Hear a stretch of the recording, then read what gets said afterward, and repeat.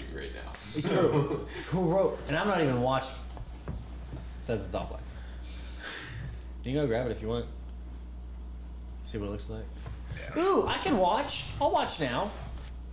Oh my god, that is bright as the devil's dick. Mm-hmm.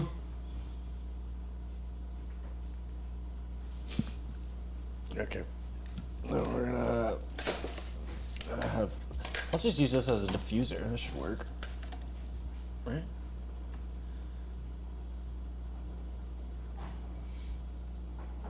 It doesn't make much difference. What, does it?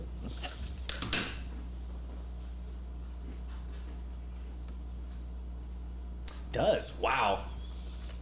Shout out to Kane for paying attention to when tech people do tech shit.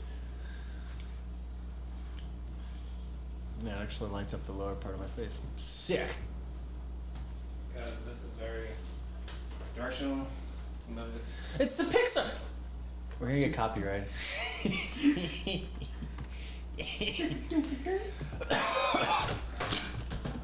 Fuck. Where'd it go, Crow? Thanks.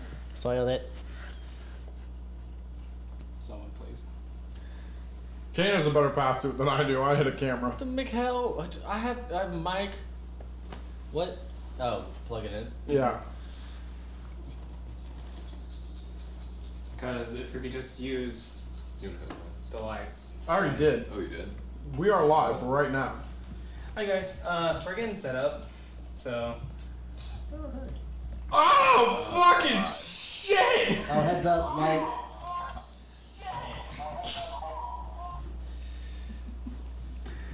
I love the in the camera. It's so bright! That's why Crow can't see. You're not a fan. well, I don't fucking look into the light. Well, that's a fan. I look into the sun. Burn in hell. Do we get to pick the fan? Alright, we'll wait till 7. Exactly. Oh, that's not the notification. I didn't get the notification. I got the notification. Oh, it told me something about setup. Oh, mobile dashboard. Yeah.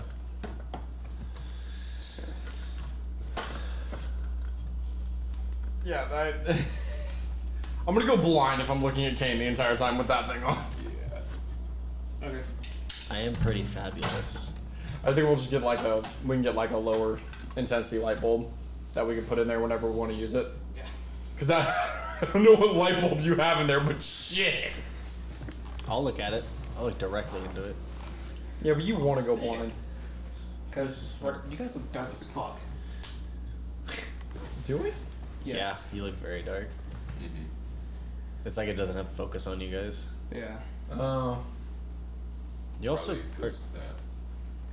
Oh yeah, that. Yeah, see, he put his arm in front of it and it immediately lit us both up. Fuck. is it your laptop maybe? You move your lap. Can you just tilt your laptop down a little bit? See if that helps. So you see it's in the frame. Try and get it out of the frame. See if it's just picking up that kind of. I don't think so, but I'm just trying. Yeah. Any better? No.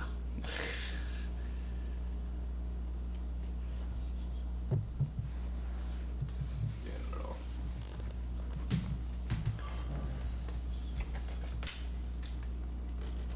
I can't let them see behind the screen. I'm a floating head again. Hello. Okay. Going back down. Ah! The bright light of the darkness. Yeah, it makes me very white, and I just got to 10.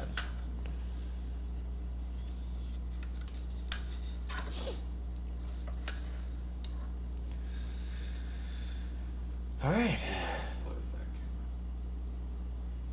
camera. Ew. I don't know how exactly to fix it though. Why is it? Is it always been angled like that? Yeah? Oh. Because I can't put it in the center over there. No. I mean, like, angled the way it is right now. Because if you look at it, I don't know, I felt like you guys were both more center of screen, where it looks like you're off to the left. Like if it was font, you would be left to right, not center. Hold on. Talking about the camera angle. Yeah. Yeah. Oh.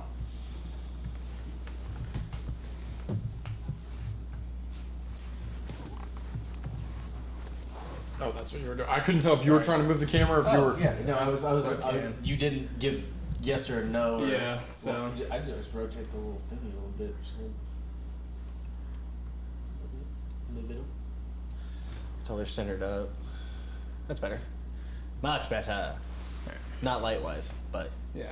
and we couldn't have that last window open for why? Because That did literally nothing for that, us. yeah, no, it did nothing. Yeah. You talking about that one? Yeah.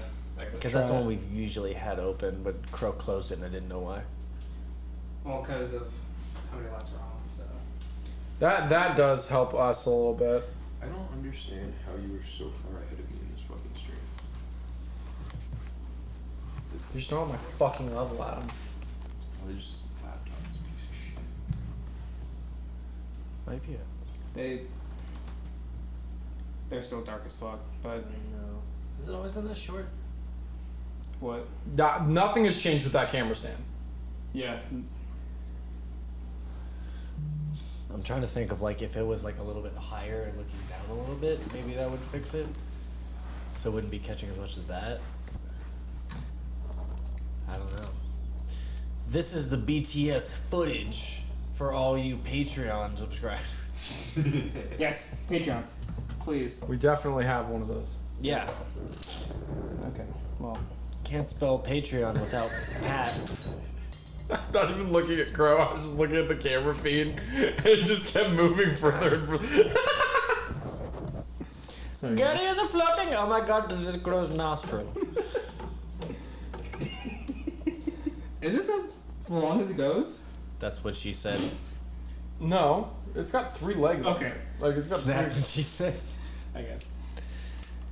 Welcome to during podcast, but It we're literally- fucking everything It up. literally looks like a vlog from 2008.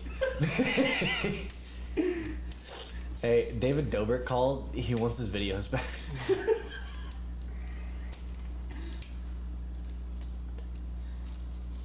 You know how people say like you're down bad if you like give a shit about astrology? You know, like, oh, astrology girls, stay away from them. Stay away from David Dobrik fans. Yeah. My Better sister's a David Dobrik fan. Exactly. I'm gonna stay away from her. Point fucking Which one? proven. Rio. No, Yeah. not the favorite one.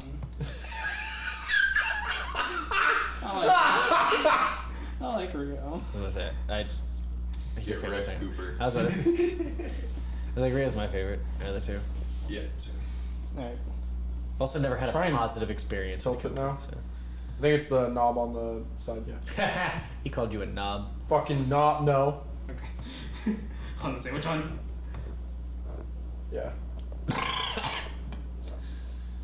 Good. This That's is the probably story good right of there. a pearl. I think we look a lot lighter. I'm from. Oh what yeah, that's much better, just in general. Yeah. Well, opening the window helped a lot. Oh, yeah. And it'll be different whenever the sun goes down. Okay. Alright. Now the delay is done. I Is hope. it? I fucking hope so. How do we sound? Hello. Transcriber, how do we sound? Check 1 2. Check 1 2. Hello, my name is Chef Champloo. All right. Oh wait, they're supposed to be late to the stream. Oh fuck! I remembered that. I pay attention to my friends when they speak to me. Wait, I was talking about our transcriber. I know. Is Logan our new transcriber? No, I'm gonna make Logan our tech guy. Is he our guy in the chair? I'm gonna text Logan with no context. We need you to be our guy in the chair. Okay. this is supposed to be entertaining. It's been entertaining so far. Cause I am not entertained. I don't. Hi, my name's Entertainment. Well, Oh, hey, we Aren't were you looking supposed for to you. be content? I'm the content. I'm not the entertainment. Oh, okay, my bad. Fuck. Sorry, I get them too confused. All the time. Documentaries are content. They don't have to be entertaining. yeah, have you ever seen March of Penguins? Ex- That shit was okay. horrible. Penguins? Penguins. Fucking. I may not be better than Benedict Cumberbatch in many ways, but I can at least pronounce penguin. I'm kidding. It's really. I'm really glad they did good by him. I love Doctor Strange. My favorite Avenger for sure. Then Black Panther. Sick. Alright. Bah. Should we start? Bah. Blast. Give me some. Do. Give me some Dew Mountain of the Baja Blast. So Gary's next character is gonna be a mountain dwarf Something to do. with Eldritch Blast, but he's a surfer, so it's a Baja Blast. But he doesn't know how to say Baja, so it's a Beja Blast. He's Australian. He's got a Beja Blast. You welcome for that. So I forgot I have something to do. I need to leave. Nah, fuck, there goes the entertainment. This is actually our 17-hour comedy special. It's stand-up. Strap in, motherfuckers! It's stand-up, but we're sitting down. That's the joke. Now no one else say anything else. Everyone just stare into the camera. And get this shit started. God. Crow, I said shut up. Are we getting this started? Guy in the chair? Hello? Marco? Hello? Are you there? I asked got him and he didn't respond. He's But- failed us. He's fake. Logan's fake. Should we start? What do you think? Maybe. Go for it. I don't fucking know. Go for it. I'm confident that we are making noise. We are audible. Gary, when are you not audible in everything you do? True. Look, bitch. You ain't gotta call me out like that, motherfucker.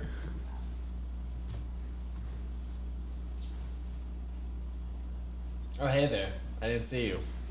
Welcome, all intellectuals, to Dice Quest and Chaos. I am your friendly neighborhood dungeon master, McCandless Harrison, and to my left, I have... Tyler. No! The dreaded Tyler. That's my new BBEG. Tyler. Name's Crow. Play DL Dark Cloud 4th. My name's Adam. Play Bull Dice Half Heart. I am Garrison. I play Xanis Ferrora. And I play everyone that they don't. I just looked at the wrong camera. I looked at the back of a camera. Hey, there goes that perfect fucking intro. No, I got it. I got what I needed. Because we don't have an intro to go into, so I have nothing to like. Cue Future Kane. Hi, this is Future Kane here. So are you ready? Yes. I mean, no, but You're right, we're not. Because I have the question of the day. God. he told me he was excited about this earlier, so I'm terrified. Okay. No. I think it's a good question. If your characters were real, out of everyone here, who would they like or get along with the most? If your characters were in real life, they met all of us, who would they like and or get along with the most? We always start with Crow, so we'll start with Adam this time. We'll both Dias. Bull Dice would like Crow the most. Yeah? Yeah. Is there a reason for that, or is it just vibes? Vibes. Got it. Yep. That's quick. Good vibes. Xanis would definitely like you the most. Oh. Why? What? Why? Because you both are suicidal fucks. Oh. Shout out to the homies. Chase! Sorry. My characters like me the most. Cause animals. Because you're a crow? Yeah. Is that... Oh. No, it's more just like hunting and food, or not hunting, but food, animals. I'm fat, alright? Like, I knew what you were going for. I did. But like it was the worst possible way to try to explain it. I'm like, I'm pretty sure all of us like animals, Crow. Like, you know, like, prepare food the best. Is that why? Yes. But I have the most knives. Okay, cool. I think Alvar... Oh god, I think Alvar would probably get along with probably Adam the most. That tracks. Yeah. Yeah, I think so. I think Vigil would get along with Hyper Gary the most. Damn it. But overall, when we don't always have Hyper Gary, I don't know. I feel like you. I was gonna say you. Oh. No, but I don't give a fuck. Adam is a close second to Hyper Gary. True. His Vigil's really good at riffing off of people. I was say I don't give a fuck. Adam is like operates on the same level of energy as Hyper Gary does. Yeah, but the same reason that I don't give a fuck Adam gets along with Alvar wouldn't be the same reason. Vigil might, yeah, I think you might be right. Vigil might get along with me the best. Considering I feel like you and Visual would just be cracking jokes back and forth, back and forth, back and forth. he'd be constantly talking shit on me. Yeah. Yeah. In the best way. Alright. And with that out of the way, I don't have my notebook. It's over there. with that out of the way, Get it, Garrison. in our flawless introduction, the best of all time, let's delve back into the land of Sokovia. Sokovia. Not Soko. It's the Sokovia Accords. This is where I quit. Because no matter what I come up with, it won't matter. I understand Matt Mercer's pain. Not as bad, but I get it. So anyway, as we delve back into the world, you all find yourselves at the beginning of the next dawn in a low tide on the eastern side of the main continent where most of civilization is. Sorry, it was all green for a second. I got inky, or jealous? Jealous. As you all are waking up, doing your morning preparations, the kind of the salty, like the sea breeze is coming up from the cliffside, and it's pretty windy. Not enough to like knock you on your ass, but definitely enough to where if you had like a cape or something in the wind, it's definitely billowing a little bit. Looks kind of stylish. What are you all doing in the morning as the sun is just coming over this over kind of the horizon as Etoile stands very, very far in the distance, but almost like a little, just like a little tiny, like pyramid in the distance.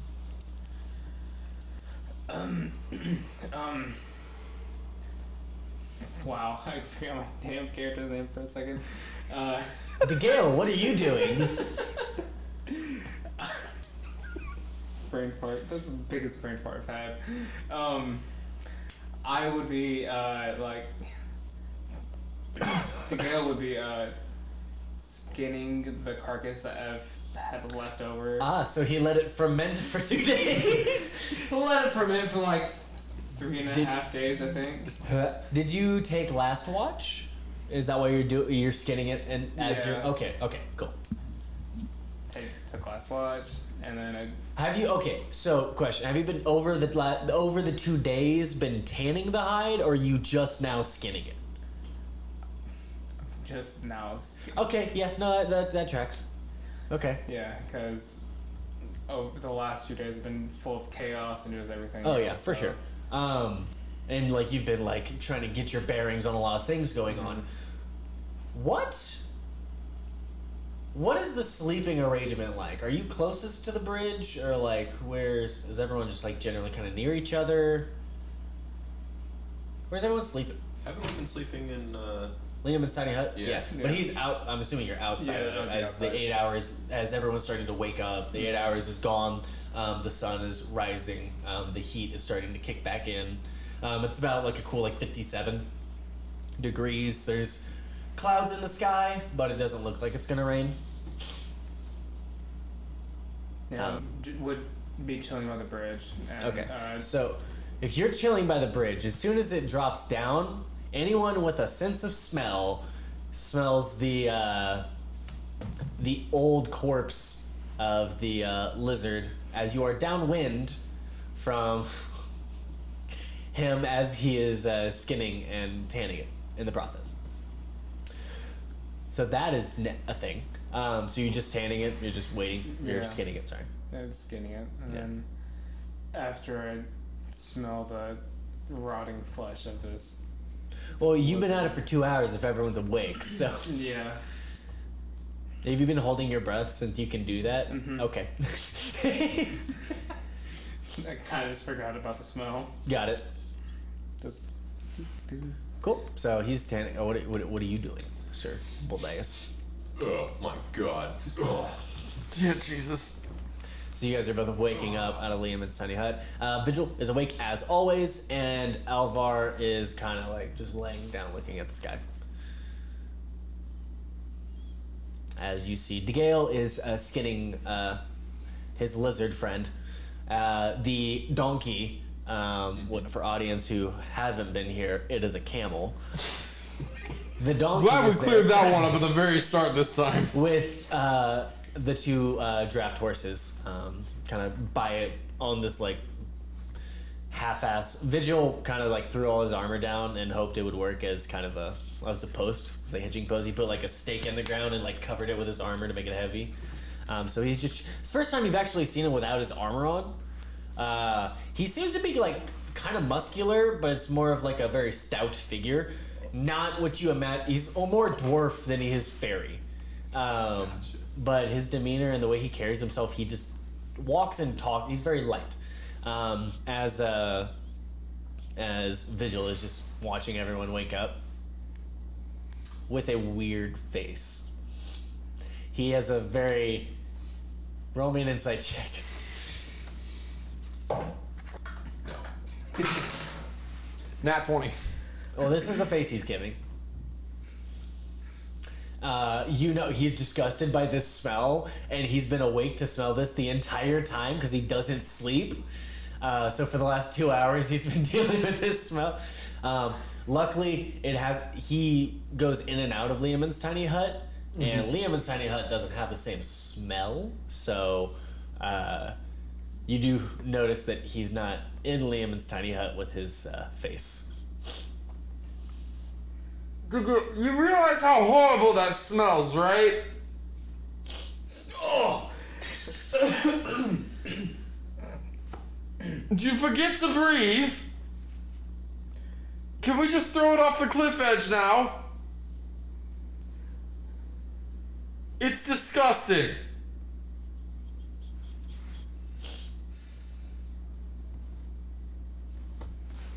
I'm covering my face with my old robe. I have my new robe on right now, and I'm just using this thing just to tear it to pieces and use it as rags, basically.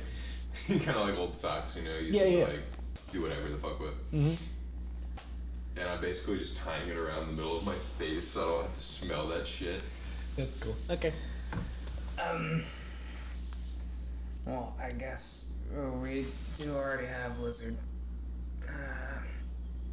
Yeah. Drop it on the floor and then kick it off the edge.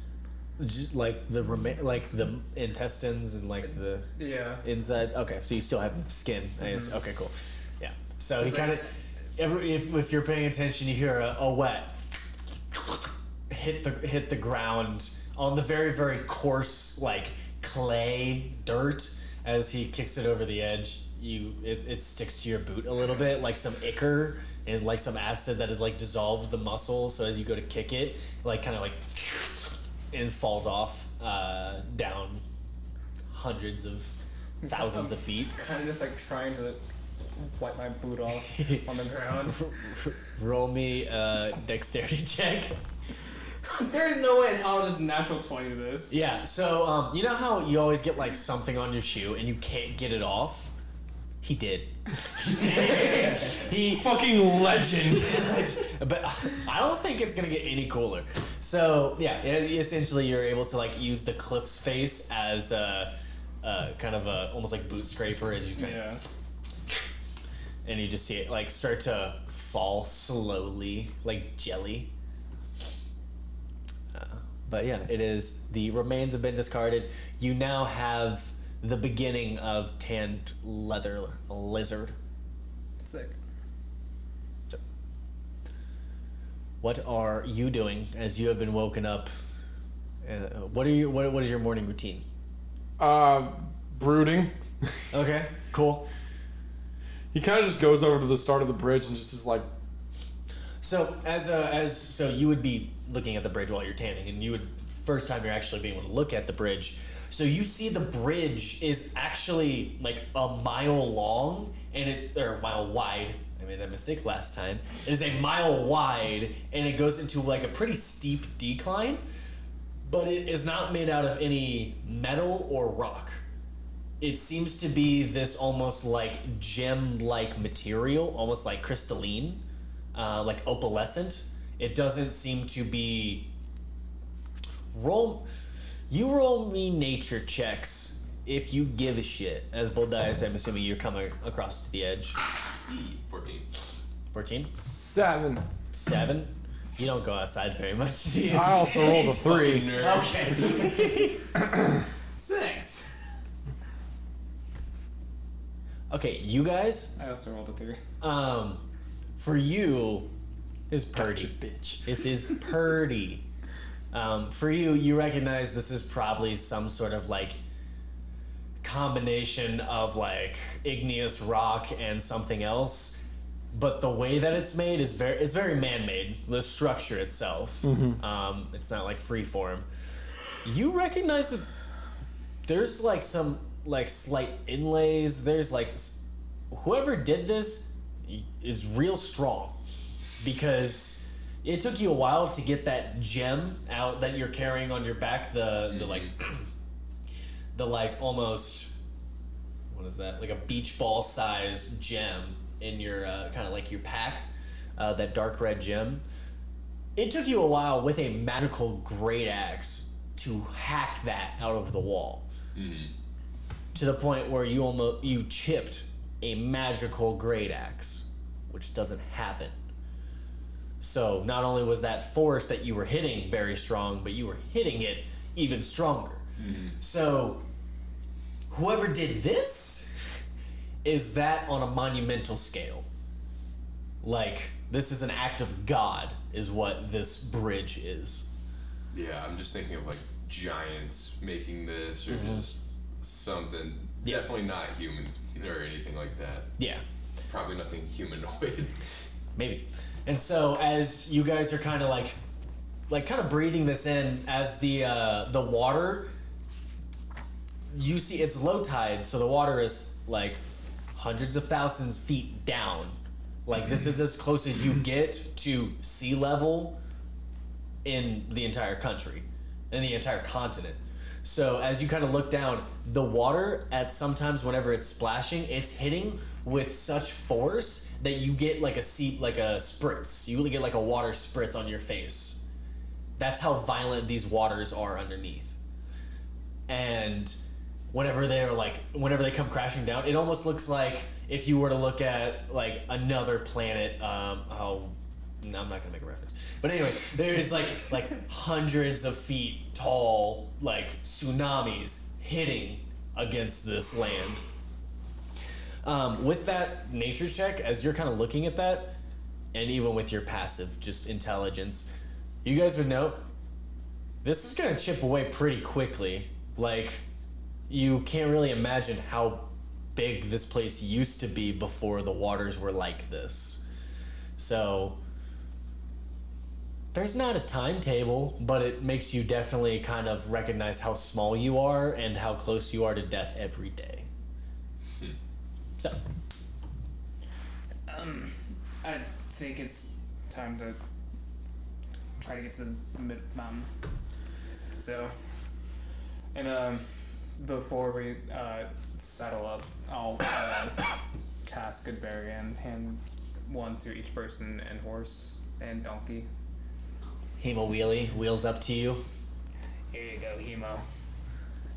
Got the biggest one. You. Oh, I am big man. I can't wait to see him large. He's gonna be so great. Hey, Alvar. Yeah. How long do we have to cross? 2 days. Are we gonna make it? It's about 2 days travel. Alright. And he starts walking on the bridge. I get on my donkey. Okay. So you hop on the donkey. Yes? Nothing. Yes? What are you doing? Are you hopping on your emo horse? Yes. Okay. God damn it. I will cast Speak with Animals before I Okay. get across. Okay. You ready? Always. Dear God. He can't help us here. Stop. I can't. Yes, you can. Like, really? Do you want me to? I'm kind of Why- enjoying this. It's kind of fun. Damn it. Why is it fun? Have you tried it? No, You should try it. I really don't want to. I think it's funny. Ugh. I've never met a sad boy horse before. I met like depressed horses, and those are really sad. But this is like kind of like a you know what I mean. All right, I will allow it. Thanks. Hop on. Jesus. Can I roll an insight check on this fucking horse? I'll let you roll an insight check on the situation as you're getting roll an insight check because you've seen these like interaction, not completely, but like a little bit here and there. 11. What are you trying to glean from this? Just like I get like an awkward vibe. Because he hears me talking, right? Sort of. It's almost hear like him whatever now. you're saying is distorted by shadows as you're starting to speak. As you cast the spell, your throat seems to be covered in shadows. Got it. And so, as you're actively because you're not talking for anyone else, so most of your attention would be focused. But if you were to say, "Hey, squirrel, what the fuck is going on here?" I'd be like, "Yeah, everyone can hear you say that because you're like trying to talk between people." So, whenever you're specifically just talking to your horse and you don't care if anyone's around, focused on. All right. Yeah, you hop on your. Oh wait, what were you trying to get at? You rolled an 11. I rolled an 11 just to try and get some kind of idea of what the fuck they're talking about. You have no clue what they're talking about, but it kind of reminds you of the days and when some of the other like kids that you weren't really allowed to be around because of your upbringing.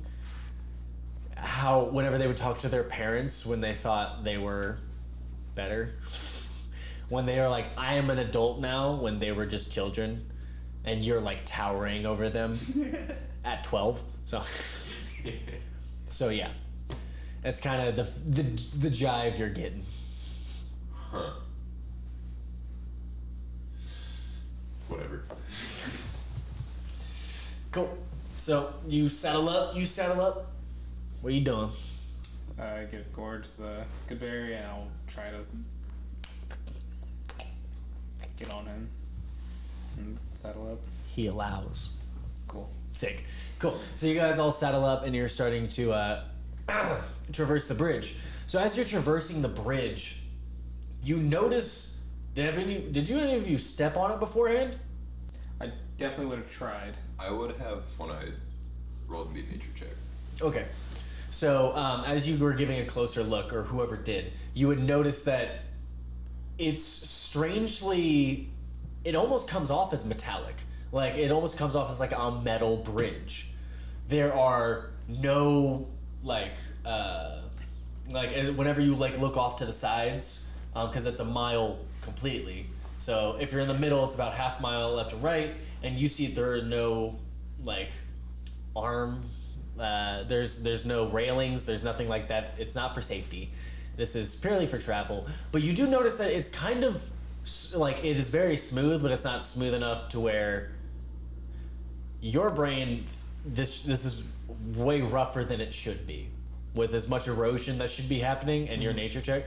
This should just in general not be a thing. So there's probably some magical confluence inside of this. So as you all are starting to begin your trek, I would like one of you to roll me a die. Which one? Can anyone guess what I wanted to ask? D100. No. D20? No. D8? No. D4? 12. No. D12. You get to roll it. 3. Okay. Let me look at my chart here. Because I planned. I don't like this. No, that's not good. So, as you're walking across the bridge, the clouds start to roll in a little bit thicker. There's like a little mist that's going on, and you notice from beneath the bridge, as you can kind of see, a general distance afterwards, you see that there's like a slow fog starting to rise from the waters. What do you do? Have I ever read about anything like this? Roll me a nature check. 19. This defies nature in a lot of ways. But because of how high you are above the water, there are a few scientific explanations. More like theories. Such as, it could just be the material that's around and causing something. Could be sulfur. There's a lot of little things it could be. So they will notice that Xehanort will start muttering all of these theories that he's read about to himself, trying to explain it away. And you're starting to as you're starting to go through them, you're starting to be like, but that doesn't make sense, because your brain is cross-referencing what's going on around you, and you're like, well, that theory is fucking stupid. I'm gonna write to this author. You're coming up with ways to ruin people's lives. At the same time, he's realizing how my life might be ending right now. Oh shit. So as you're muttering these things, what are you two doing? As you see the fog is starting to rise, not to the bridge, but it's a good 10 feet below from the angle that you can see. Is it like a dense fog, light fog, or? It's pretty dense. You can't really see more than you can't really see into the chasm, so it's kind of hard to tell, but it seems to get pretty dense pretty quickly. Got it. I'm gonna pull out my 50 feet of rope. I'm going to tie it to myself, and I'm gonna pass it to whoever is behind me or in front. Okay, Vigil's skipping in the front. Alvar is in the back. Where are you guys? What is your marching order? Xehanort would have been at the front. Okay. He wants to see anything first. I mean, the bridge is a mile wide, so I don't really think it matters how much of an order we're in. I got on my donkey and just started going, so... So you're probably in the front too? Yeah. So where are you standing in the marching order? I would be right next to Alvar. I feel like we're all just side by side right here. Okay. That's kind of... Alvar sticks a little bit in the back, but he's generally around. So Alvar would be the closest one to you. Gotcha. I would hand it to him, and then I would suggest tying yourself. He's not tying himself. He's just making a knot. Yeah. You just see him just making a knot. And he hands you back a noose.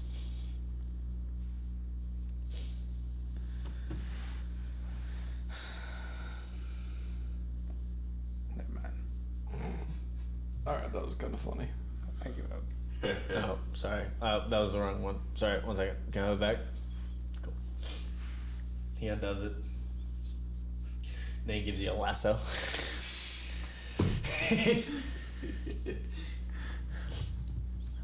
Okay. Oh, wait, one more. This one's for Vigil. Come here. And he takes it back. He starts wrapping it around. And he makes like a little, like, almost like a rope horse, like a little face. There you go. Like a fucking balloon animal. Yeah, pretty much. As you can tell, Kane does not know how to tie many things.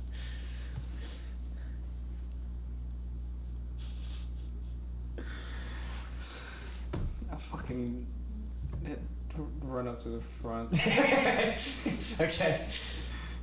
So you get a few steps ahead of Alvar where you're kind of in line with everyone. To the front, Vigil is skipping along with Xanis. Boldias is quickly kind of beside them, a little bit behind. Xanis seems to be wanting to be in the front. And Vigil is always in the front. I'm going before I head up towards the front. I'm going to Hunter's Mark Alvar for the time being. Okay.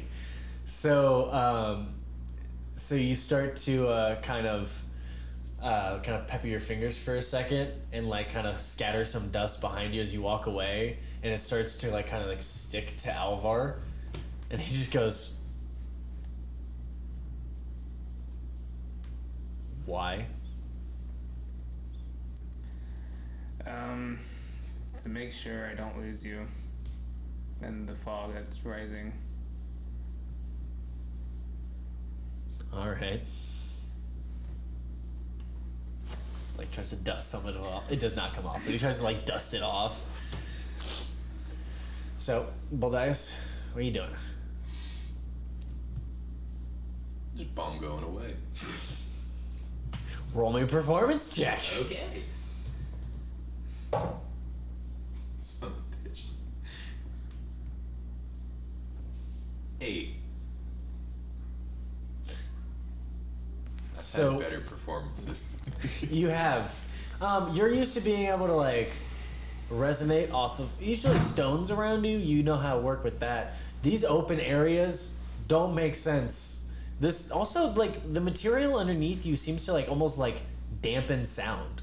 Like reject the sound. Kinda. Well, it's like as you hear everyone walking, everyone's just more quiet than they were on that clay. It's like really quiet. It's almost like padded. So like you definitely like notice when people are walking. You definitely can hear Vigil as he's just skipping along in his plate mail. Yeah. So you know it's not like actively causing you to not hear things. It's the material itself is dampening. It's throwing off my rhythm, man. Yeah, it really is. It really, really is. I'm so sorry about that. It's gonna keep me up at night. It's okay. Probably. So as you guys start to continue on, the fog is starting to rise higher and higher. What do you do? It's at the point where it's starting to like crest over the bridge like edges. I start casting Gust to try and keep it out of the path in front of us. Okay, it hasn't reached the middle, but yeah. If it starts to, I'll definitely keep that in mind. What else? What else you doing? What?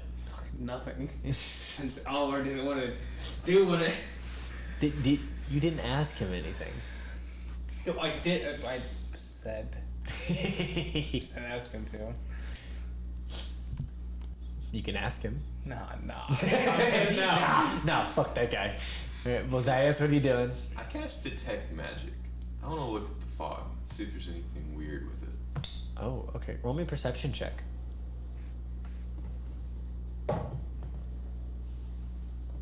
with advantage because you have this detect magic going on. 22. Okay, so so as you start to kind of bongo away, everyone kind of hears like the tone in the bongos is starting to almost heighten a little bit. It almost doesn't sound like bongos anymore. Now it just starts to sound like almost kind of like an earthquake. It's like an all-encompassing kind of like almost like a snare drum, like just constant. Yeah, it's like and you're just like twiddling, like both fingers just tap tap tap tap tap tap tap, but it's like having this like snare drum effect go off as it's starting to scatter throughout. You feel the sound waves almost like start to almost like resonate, and as they are, you start to like see the fog cloud itself doesn't seem to be magical, but there are little things in the fog cloud, like little like almost orbs that seem to be floating, and you see a large shadowy arm, tentacle, maybe, reach out and grab an orb, and as it grabs the orb, the fog kind of grows in that area a little bit more. As you see, all the orbs are completely surrounding you and your group. Like, forward, back, the entire bridge is covered with orbs. For the 60 feet that you can see. And Did anyone else just see that? See what? you can roll perception checks now.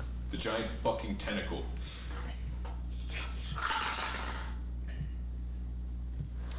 Dirty 20. You didn't see that. You definitely have your eye out now, but nothing is moving right now. I did not see anything. At 22. No, you definitely know that it was. I mean, there's nothing there now, but you don't see anything. It's hard to see in this fog for both of you. I didn't see anything. As Vigil pipes up. Alvar? I can't say I did. I felt something, but There are all kinds of magical orbs around us. And some kind of creature grabbed one. you see Alvar is starting to cast detect magic, and Vigil is doing the same thing. They almost have like this a very similar casting motion, even though they get their powers from vastly different things. They have the same kind of casting motion, and as it finishes, Vigil's eyes, his big bug eyes, whoom, it gets so large, and he's like, "Whoa, no! Oh God, what is this, Alvar?" And he looks to Alvar, and Alvar goes, "I don't. Let me see." And he goes and grabs one that's like, he seems, you two don't see anything. You see Alvar grab the air, look at it, and you see, let's see if he actually knows. Let's see if he gets it. Okay. We gotta move, and he starts running. He starts running past. As soon as he sees that, he just leans down to Shade Silver and goes, "We gotta go again." Onward. As he pushes himself forward. Kick my donkey into action. Yeah. Kick your camel to action. He for a second, he's like, he kind of like limbering up because you're large. Mm-hmm. And then he starts running. Following suit. Okay. Hema Wheelie is in the front as he is leading the charge. You see a little projector appear as the fog is starting to now coalesce around you, as you are now casting the gusts while your horse is running, almost like spearheading into the fog storm. Alvar nearly disappears from view as he's starting to kind of like go off to the side a little bit. He doesn't seem to be taking the straight line that you guys are. And as you, did you say you kicked your horse into gear? Mm-hmm. After like a little bit, you don't see Vigil behind you. You can hear him, but you don't see him. Do I still see the arrow? Of Hemawheelie? Yeah. In the distance, yeah. It's Okay. bright and it's like as high as he can get. It's like 50 feet in the air. I trust Vigil for now, so I'm just. Fuck. Vigil. Yeah! Slow down, and I will try to like pick him up and get him on my horse.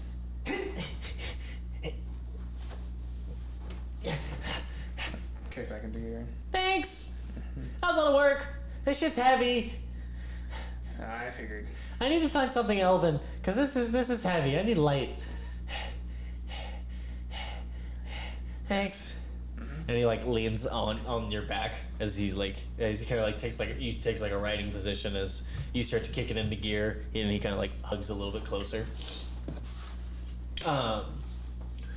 So you three, I would like you to roll another nature check for me. 15. Yeah. Natural 20, 24. Cool. 5. It's my turn, motherfucker. Yes, sir. I think I've rolled one thing below 10 tonight. Yeah, this time you didn't move it. The real first natural 20 of Only 6 episodes. So, one more time numbers. 24. 5. 15. Okay, so you are on a camel in the fog on a bridge where everything sounds very quiet. The camel is starting to lose its way, and you don't really have a way to guide it back because now you're lost in the fog. I had a piece of the rope. I never gave it to anyone else. What? No, Because because he took it back. No, he took it back from Alvar. Oh god, no. Oh fuck. So you have disappeared from the group. You've kind of like splintered off as Do I know which way I splintered off? you have an idea. You can still hear them. Can't see them. I will try and steer my donkey back to the group How are you gonna do that? based on hearing. Based on hearing? Yes.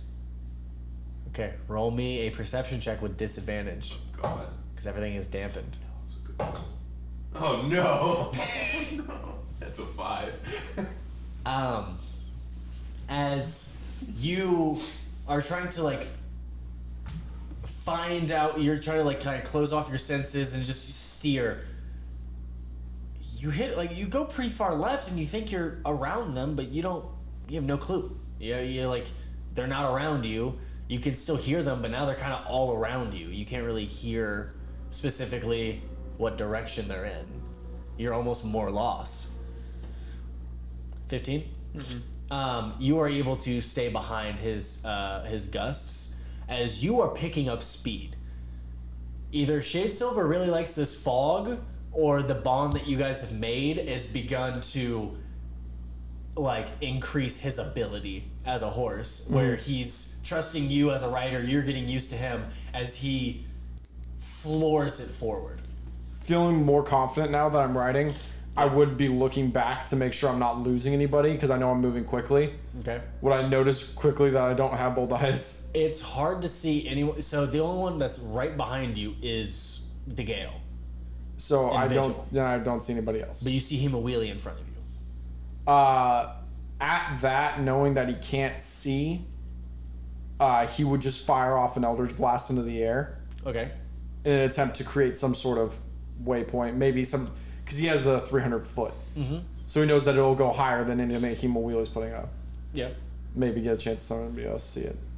Roll a perception check with disadvantage. Eldritch Blast turns flare gun. Oh god. And this is a high DC because he channels shadows. Oh, if it's a high DC, I'm fucked. Yeah, it's a high DC because he channels shadow magic in general to cast spells. That's an 8. It was not good enough. I rolled a As 5 and a 6. you fire it in the air and you kind of like look around trying to figure out if it worked, It's kind of like there's like an eerie silence as your horse is still like thudding ahead and everyone's still moving. It's just eerie. Can I even hear him?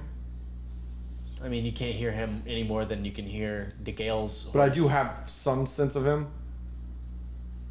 Roll me a perception check with disadvantage. I'm gonna try to run right past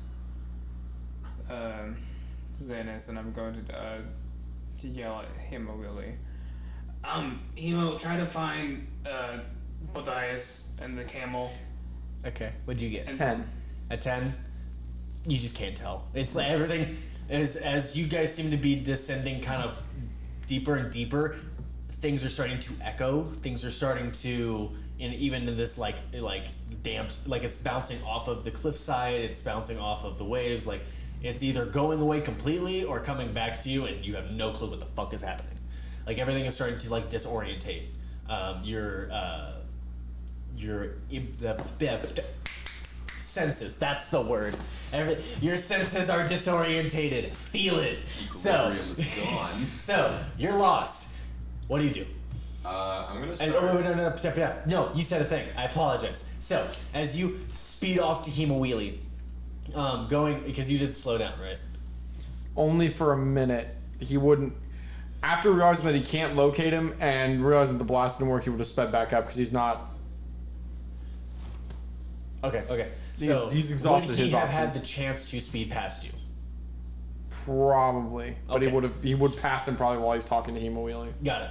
So as you like race ahead to get to Himawili's like earshot, as roll me a persuasion check. And who has the control rod for Himawili?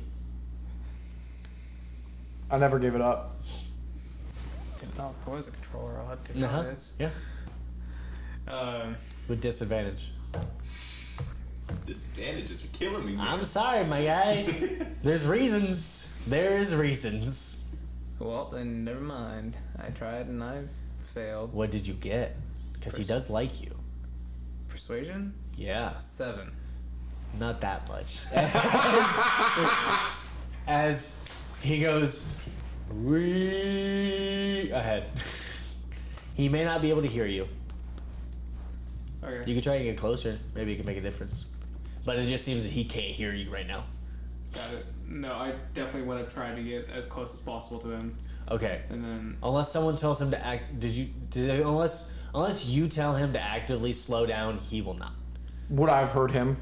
Yeah, you get it because you sped right past him. As Yeah. you're having this, as you're kind of yelling out to him. Yeah, no. So as I speed past him, I just go, Hima, did you hear him? Ooh, roll me a. This time, roll me a persuasion check. I'll be nice. That is persuasion. It is a 17. Okay. No. Go find Baldias. I think he got lost. And he just put a large U-turn in his he's small. He should be able to turn pretty quickly. It's a banana turn. It is like a massive turn to the point where his projection fades into the fog cloud for a second and then comes back. Bodias! And he will be his voice will be 3 times as loud, so you will be able to roll perception check. Just flat. fucking thaumaturgy. Cool. Dude, he's kidding. You have no clue. 19. Cool. You hear, Bodias, where are you? Himawili? Yee!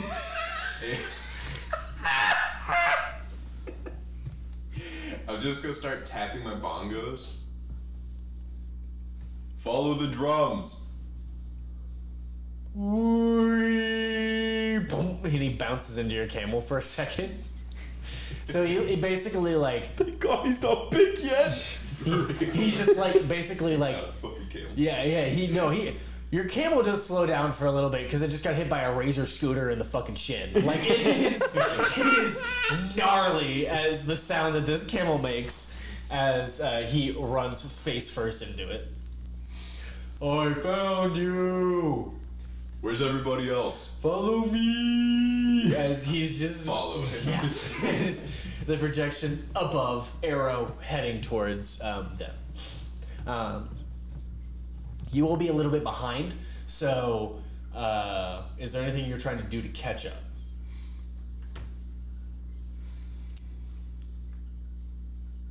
As long as I know where they are, and Hemawili's pointing me in the right spot, Yeah. that's fine. Okay, you don't. 'Cause I Get, feel like if I try and go faster, I might fuck something up and try and just. what do you think? What is Boldias thinking right now? He's scared. Okay, roll me a perception check.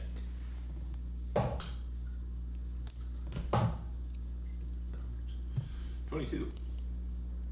Once again, now closer, a large shadow swoops in about 20 feet in front of you. Yoink. It fades away. It seemed to be right above Hemawili. Like inches above Hemawili. I thought he grabbed you over. I'm not that mean yet. Hemawili, did you see that? What? Oh god. Wee. Can the rest of you hear me? Roll me perception checks. With disadvantage. Okay. Or wait, roll me a performance check. Because now you're just yelling. 18. Okay, no disadvantage, just normal. Sorry. Okay. Cool. 18. Hey. You guys got the same number? That's so cute. God, I think we're married. That's Wow. 3 18s then. Wow, look at you guys. So, oh, you guys are so cute. So you two, as you're kind of like neck and neck, like kind of like in tandem, as you with your gust continue to take the lead and spearhead, you hear Boldias in the back. I just immediately am like, follow! Performance check. Yep. 22. Ooh, give me advantage on yours. You beat 20. I'm at 20. You hear everything. So as it's actually kind of cool. So as you're like becoming more and more scared, and you're turning almost like more instinctual on everything. Whenever you started to yell, you felt a resonance like deep in like your stomach whenever you yelled, and whenever you heard follow, you almost seemed to pinpoint with your eyes and your ears. Everything seemed to heighten for a moment as you're pressing forward, and your mount will go a little bit faster. So you will actually be able to catch up relatively soon. Alright. When I catch up, very panicked. Whatever that was that I saw earlier, and that Alvar saw as well, almost took Hemawili. I will fucking destroy it! No, that will kill us all. I have shit you haven't seen yet. Have you even seen this? Nope! Exactly. Let's just keep running. What are you thinking in this moment? He's trying to inspire confidence in Boldias. He's shitting his pants. Roll me a perception check. This is horrified. What are you thinking? That's why I got the fog. Okay. 23. Calm. Yeah. Okay. Just concentrate, determined. Mm-hmm. Got it. Okay. 23. You see, as you're trying to inspire confidence in Boldias, another tentacle from the other side of the bridge reaches out and swipes the air very slowly in an arcing motion. What the fuck was that? Did you see it? What the hell? I told you, we're going to die. So, as you guys are pressing forward, is there anything you're trying to do to get out of this fog faster? Fully sacrificing what little the insides of his legs have healed. Yep. He goes straight back to that like racing rider motion Okay. in an attempt to try and get him to speed up, and is also panicked, asking the guy who he's bought also would have, if his patron would have responded, he would have been trying to have conversations with him when he could. No, okay. It's very so. I will say, with your relationship with your patron, it's very hard to even grasp a connection and even know when he's there. So most of the time, it's almost like if you were like just religious, like speaking out into the universe, waiting for a response. It feels very empty, but whenever he makes a connection, you know he's there because you get that kind of like chill up your spine. Okay. Well, he would have been talking at him then. Yeah. Most of this time, just trying to, because he's trying to take Vigil's advice and actually build a relationship. But he'll go, I don't know if you're out there. I might need you to do that thing again where you make us really fast because I think we're gonna die. Roll me a persuasion check. Where's Alvar at right now? That is a natural 1. Fuck.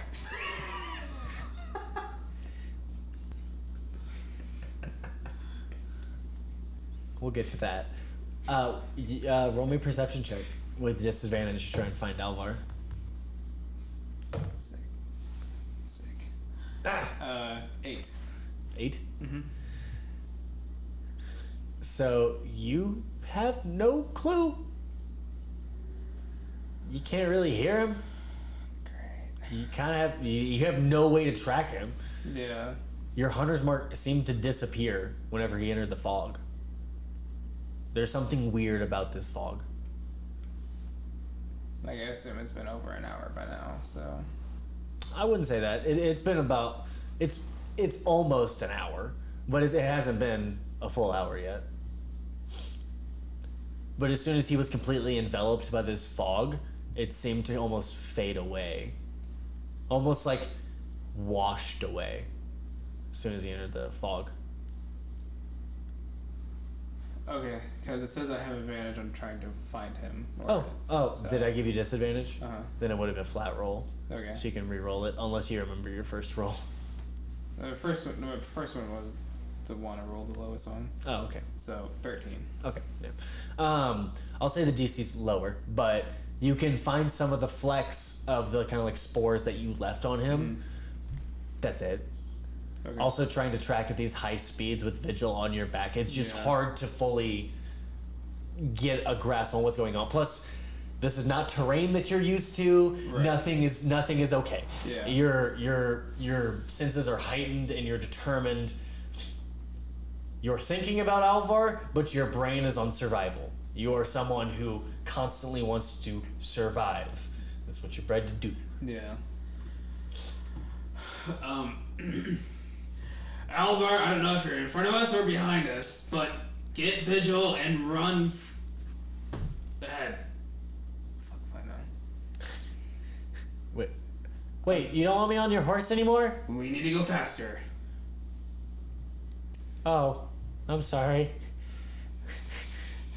Alvar can shapeshift, right? He can turn into a horse. As I'm looking behind me. Yeah. Okay, then we should be able to divide the weight. Are you calling me fat? I'm calling your suit of armor heavy. Ah! You're not fat. Not Sheila! Oh, hey, Alvar! As you see Alvar, he is a large, almost rhinoceros kind of creature.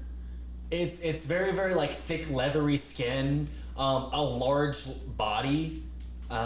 It's got 6 legs, and it has 2 horns going this way, with another horn, almost kind of like a deer antler as it splinters off like this. And it kind of has a very, very stout, almost kind of like a yak kind of mouth. As everyone's sound has been dampened. This one is the loudest you've heard. This is a large creature.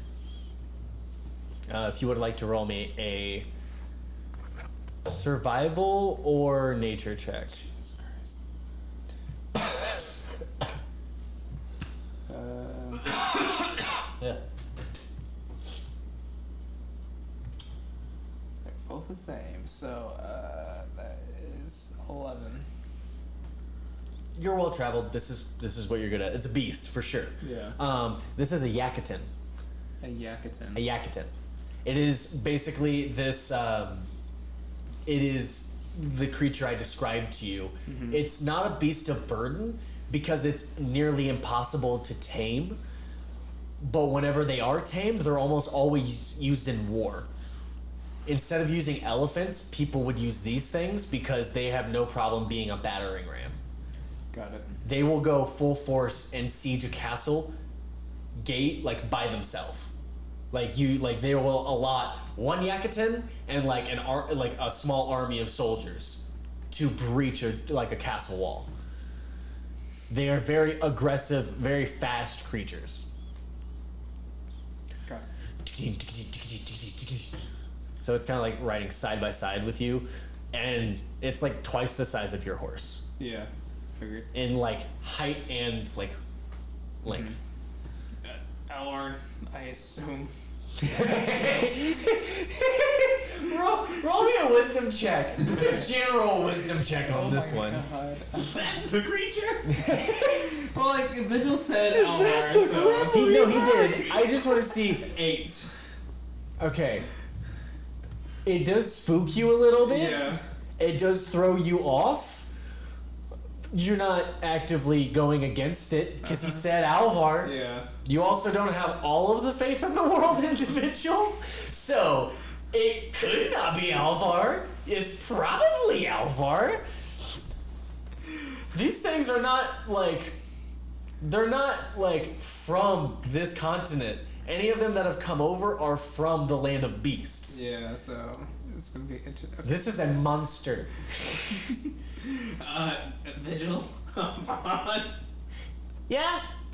You don't wanna? I hope it's Alvar, and he goes and jumps off. Okay, and you see him. Thanks, buddy. He slaps him on the butt. I'm like imagining this creature. I'm so ready for this thing to just buck and throw him into the fucking fog. Bye. It was another. I'm sorry, but worth it.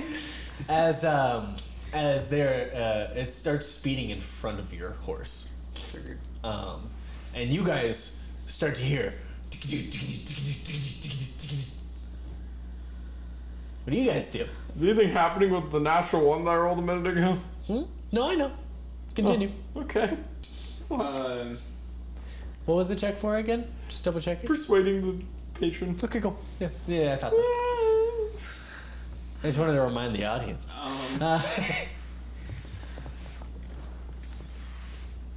Trying to go faster and trying to persuade Gorge with food with more. Would you like to roll I will let you roll an animal handling or a persuasion check. Let's see. Pussy. he said pussy. Persuasion. Okay. Persuade that horse. I'm not. 9. Do you try to reach and feed it? Like, do you have like a carrot on a stick? Like, how are you trying to do this? Probably should figure that out before I make Carry on a this. stick. I should probably figure out what. I'm just like trying to like say, hey, once we get to the top, I'll give you more good berries. Gorge, I will promise you more good berries once we get to the top of this. And it's just breathing very heavily, and the wind is starting to like buffer it, so you don't know if it can hear you. But continue. Remember the first time I gave you all those good berries, like a handful? All of that plus more once we get to the top. Okay. Try ride. Cool. So, you weren't too far behind anyway, so it's not a huge deal. As you guys are starting to hit a more plateau, the temperature is starting to drop. It was like a good, like I said, like a 57. Like it was a little chilly, but it was like a morning kind of chill. This is starting to hit like lower 40s, upper 30s. And the wind is starting to like buffer your skin. It's getting pretty fucking cold. As you are kind of plateauing, you guys are starting to get very wet from the splashes of water, which you can hear now. Before, it was like echoes of the waves. Now you can hear the waves. What do you guys do? I cast speak with animals. Boom. Okay. So the bongos kind of reverberate, and you kind of hear your camel saying, "Fuck, fuck, fuck." He's just like huffing it. He's just hoofing it.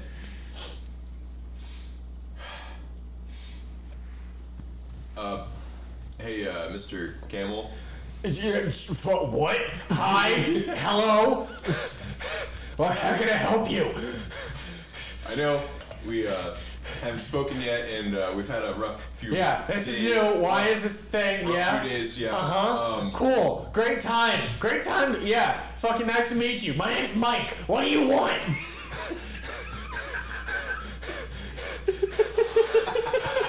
Is my horse looking over at this conversation all this He time? doesn't speak camel. Okay, I don't know if there was a fucking difference. Your horse is kind of like surprised, but it's hard to hear. There's a lot going on. Your horse is also in like his own head right now. He's like kind of freaking out a little bit. He has trust in you, so he knows to go forward. He has trust in his rider, so he's gonna listen to his rider, but all of his instincts are saying, get the fuck out, and not the way that you are going. So anyway, back to Mike. What's your name? Mike, mine's Bulldias. Oh, fucking great to meet you, buddy. Yeah, what's up? Well, you can probably sense this because you're an animal, but Alright, a little racist, but okay. I think we're about to die. Yeah, I'm feeling it, man. It's cold. It's very cold. I hate this. Yeah? You want to go faster? Let me guess. Yeah, I do. Okay, yeah. I'll get right on that. I'll make sure to cure any of your wounds when we Okay, great. I'll need it. And he is like trying to pick up the pace. So roll me a persuasion check, please. Mike the donkey 16. Sorry, Cam. Mike. Do you know what day it is? So he starts to pick up speed. All right, cool. Whether it's pissed that you're having this conversation now, you can roll me an insight check, but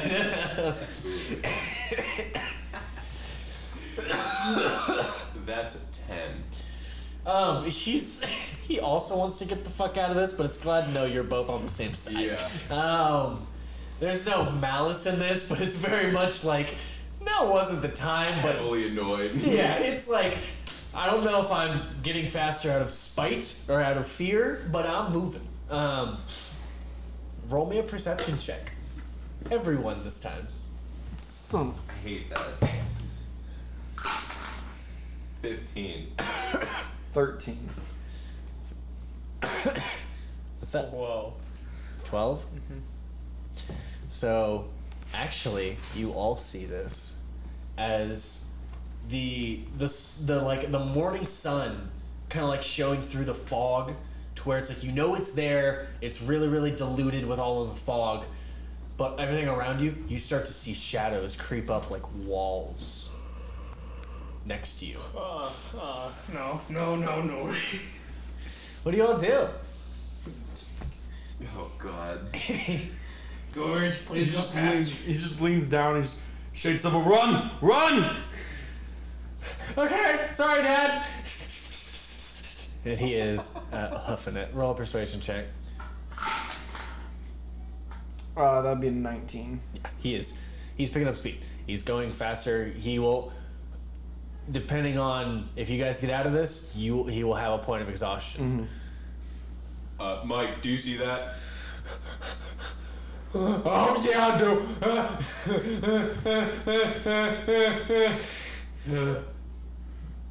Is that it? Is this the fastest you can go? Are you serious right now? Sorry. I'm horrified. I'm insane. Roll a persuasion check, please. This camel's gonna 16. fucking bite your neck off whenever this is over. Okay, you beat him. Yeah, he's pushing forward. He will also have a point of exhaustion. What are you doing with your horse? What you doing with Gorge? Trying to push on, but like I Okay. don't know if he's actually listening or not. Then so- roll me an animal handling check, as you are trying to use your experience as 13. a rider. 13? Mm-hmm. Okay. He is doing his best. He doesn't seem to be picking up speed, but he is going very fast. You do see them within 30 feet of you or so, but they're starting to pick up. As you hear as the large creature is once without Alvar and Vigil is once again next to you, going side by side with you. Okay. Hey, I know you might like that horse, but you want to get on Alvar? It doesn't seem to be. They're going faster. Either that or talk to your friend. Hairball. Been trying to, but he's not listening. Hey, Mr. Horsey Guy, can you please go a little bit faster? As he will cast speak without animals. Speak without animals. Speak without animals. Speak without animals. He's doing it all the time. Let's see. The horse starts to pick up speed. Oh my god.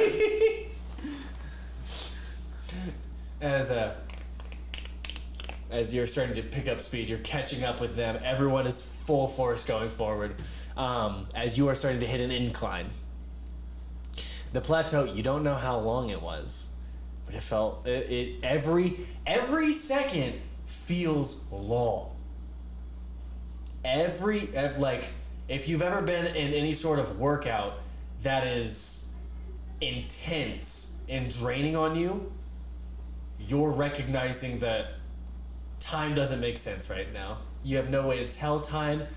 The sun is, like I said, it's a morning sun, but it's probably like 12 or it's more like 10 to 11, as you guys feel like you've been down here for an eternity, as your fear is starting to grip you and starting to kind of push you to like your limits, as you guys are starting to feel tired yourselves, even though you're just riding.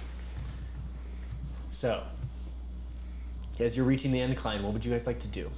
I just am still talking to Shade Silver. I've been talking to him this entire time, just encouraging. Yeah. But at this point, he feels the incline. He goes, home stretch, home stretch.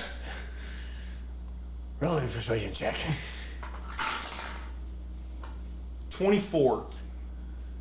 Yeah, I got this. Hell yeah. Lightweight. And he starts huffing it. He's keeping the same exact speed. Sir, what are you doing? Is my spell worn off yet? You believe so. You don't have the same kind of resonance around you. Like your ears don't kind of tingle as much as they did. Oh, jeez. Can I look and see? Can I see everyone in the group right now? You can see everyone except for Alvar and Vigil. Okay.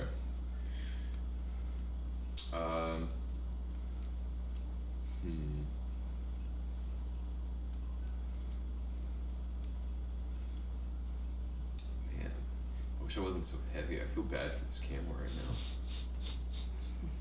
now. Sorry you're so thick. Made of muscle. Oh no. Because of time distortion, I want to cast Detect Magic again. There are no orbs around you. Still fog? Now it's all fog. There's no more orbs within the 60 feet range of the spell. The thing that the creature seemed to be grabbing, no longer there. I don't see any more of the orbs around us. You hear from behind you. you know the sound that the Yakuza would make. That's Alvar making that noise. You guys don't know this. You don't know what that noise is. That came from. You said we're kind of like gripped by fear right now, right? Oh yeah, 1000%. Oh, that would. He's on a hair trigger. He'd fire a blast Okay, roll a d20. in that direction. Yeah, roll a d20. I rolled like shit, thankfully. Was that behind us or in front of us? Behind. It is a 9. You hear his footsteps behind you. He seems to be holding the back. Well, if He's fast enough. He can get in front of you if he Yeah. wants. He's actively choosing to be behind you, as Himawili is still in the front. Don't forget. Put some respect on my name's name. oh god, so if I get hit, I'm gonna get pissed. Okay. What'd you get? I got a 9. A 9? Okay, it'll miss the Yakutan. It'll miss everyone. As you hear a wow! You don't even. He doesn't even like look back. He literally just like hand over the back of his head in Got the it. direction you heard the Yep. sound, fires. Yep. As you hear for a second. Don't do that again! That's Alvar! I don't know if you can hear that or not. He does not. There's no recognition from him. Okay. If he did hear it, it's not. Roll me a perception check to see if you heard it. You may not have understood what he said, but see if you heard it. It's a 21. Roll me an insight check.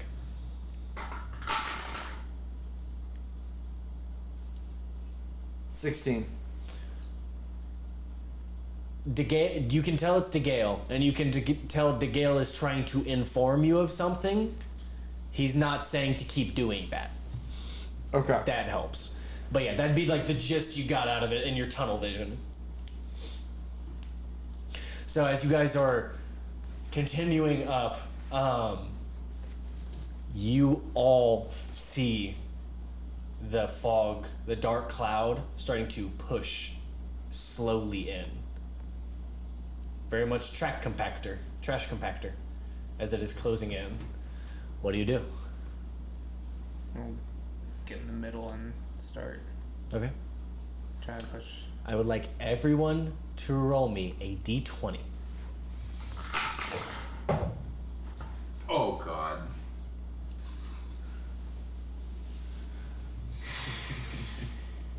$12. 12, okay. 19. 19. You know what it is. What'd you get, buddy? I rolled a natural 1. Oh, great. I'm fucked. So, Remember how you just met Mike? do you know what day it is? Today is the day of my death. So, you two, you pass Mike and Boldias. You, as you are trailing behind, you hear Mike is actively like coughing, like the breeze seems to be getting to the cold. Everything's just getting to him. Like this is a lot for a camel to be running this long. He's not a horse. He can do this. It's not great for him, as he seems to be slowing down as he has taken a point of exhaustion. And he will gain another one at the end of this if he survives. So he is at half speed. What's half a camel's speed? Pretty fast. A camel's half speed, not half a camel. It's about your movement speed. Yeah, it's about 30 feet. Because it's like 60. It's like a riding horse, is what I said. A riding horse is 60. Yeah. Okay, well then I'm gonna hop off of him so I fucking kill him. Okay. Because if I'm gonna be able to match his speed, then I'm just gonna book it on foot. Okay. Roll me an athletics check. Oh my god. Adam! That's a 9. It's a 9. Okay. Now roll me a d20. No, I want to. It's cocked. That's fine. That's a 17. 17? Okay. So, you will be pulling up the rear from them as Mike is starting to fade behind.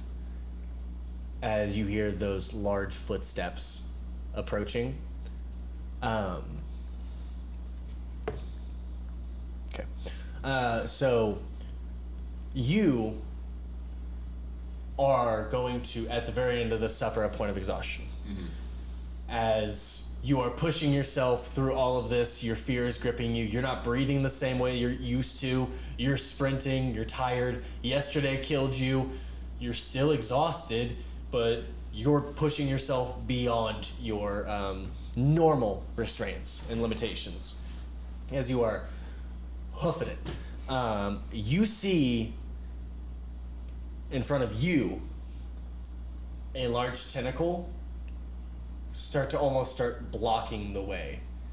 As soon as it kind of goes above you, you pass underneath it. Roll me a d20, please. Dude, sick. I'm gonna get smashed. 3. Total? Oh yeah, I didn't say that either. Yeah, you rolled a 3. Okay. Your horse is suffering that point of exhaustion now. As you can see, it's starting to close down. Please roll me another d20.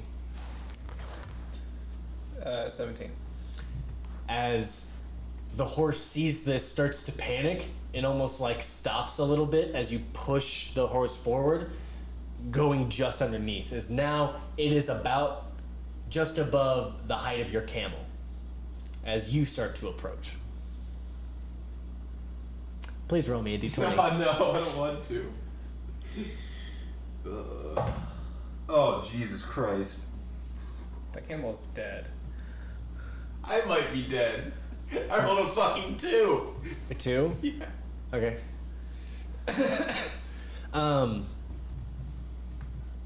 Roll me a wisdom check. Just pure wisdom saving throw, actually.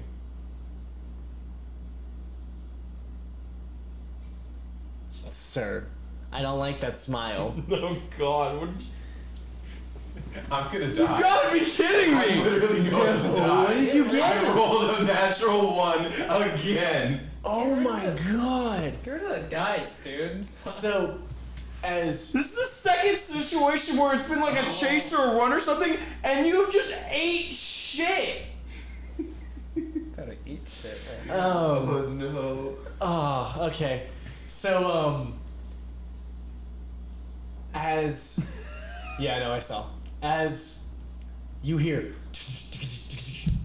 you feel Vigil grab your arm from the mount, from the Yakutin. You seeing this up close now, this monster with 2 like rhinoceros horns charging forward right next to you, breezing right past you with Vigil on top, grabbing your arm. With your wisdom saving throw, you've seized up. You can't run right now. As you're being dragged along by Vigil, and I already rolled his strength check. As he is struggling to drag you along, the tentacle is starting to close lower and lower, and you pass underneath, but not all of you, as your legs get smashed by this giant tentacle. It's probably a good 20 feet in diameter with no suction cups at all. There seems to be razors on top of it and spikes that seem to, as it's starting to shred your legs. You can feel each bone snapping and twisting as you're gonna take a lot of damage, my buddy. Oh God. I don't wanna kill my guy, but I guess it might happen. Can you do 82 damage? 82? Aren't you guys level 4? Yeah. The fuck? He has 41 health. Oh, for the instant kill. I was like, sir? Right? Sorry. Well, if he doesn't get instant killed, Vigil's there. So I'm not terrified of that. True.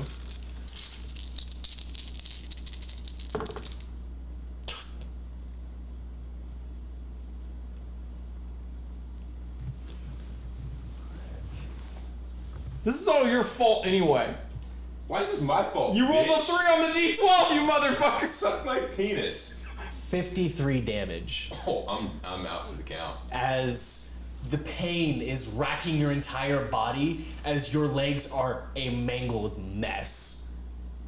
As you guys are you continuing like full force or did you slow down? Unless I can tell that I'm safe, I'm continuing full force. Roll me an insight check. I would have slowed down to see if Alvar 8. still got. You don't know. Then I'm still going. Yeah, you're still tunnel vision, so you're booking it ahead. He's also in like severe pain, I'm assuming, because of his legs, because they weren't fully healed in the first place. He doesn't know. Not yet. He'll figure it out later. Adrenaline, hell of a drug.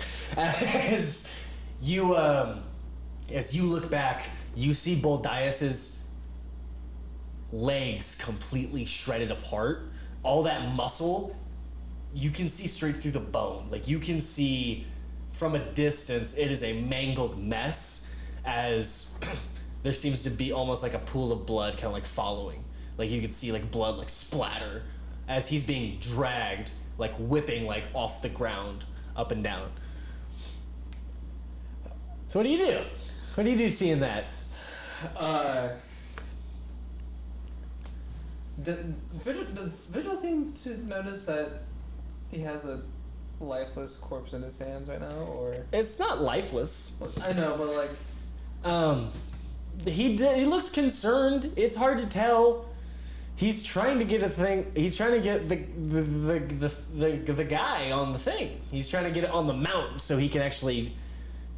Magic can only do so much. Okay. Especially his magic. Yeah. Okay. Because it's a weaker version of healing. Yeah, I have an idea for now. Make it a reality. I believe in you. I'm gonna take the rope that motherfucker Alvar The lasso? the lasso. Okay. I'm gonna try to lasso Boldias' body if I can. Like it's definitely gonna be an awkward angle because he has Okay, so what I want you to do, so you would have to slow down yeah. and you'd have to get on the other side. Are you trying to get him to your horse? No. So are you trying? Okay. Okay, Are you trying to pass I'm the trying last? to lasso him and then like slow down a little bit, catch, then go to the other side of the fucking Okay. of the thing, and then Roll me an attack roll. Are you proficient? 20, Oh. and no, I am not proficient. Okay. So as you kind of like, you've seen people do this. Yeah. Like this is a thing.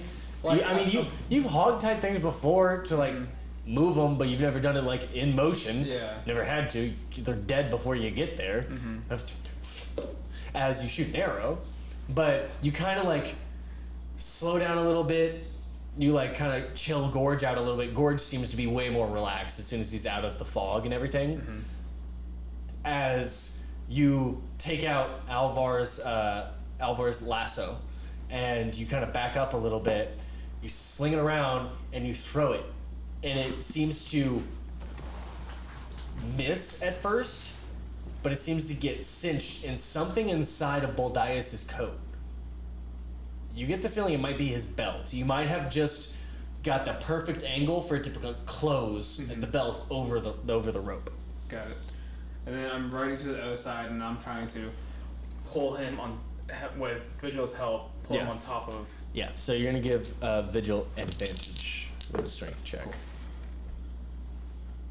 Okay, and after a lot of work from both of you, you get Boldias's body on the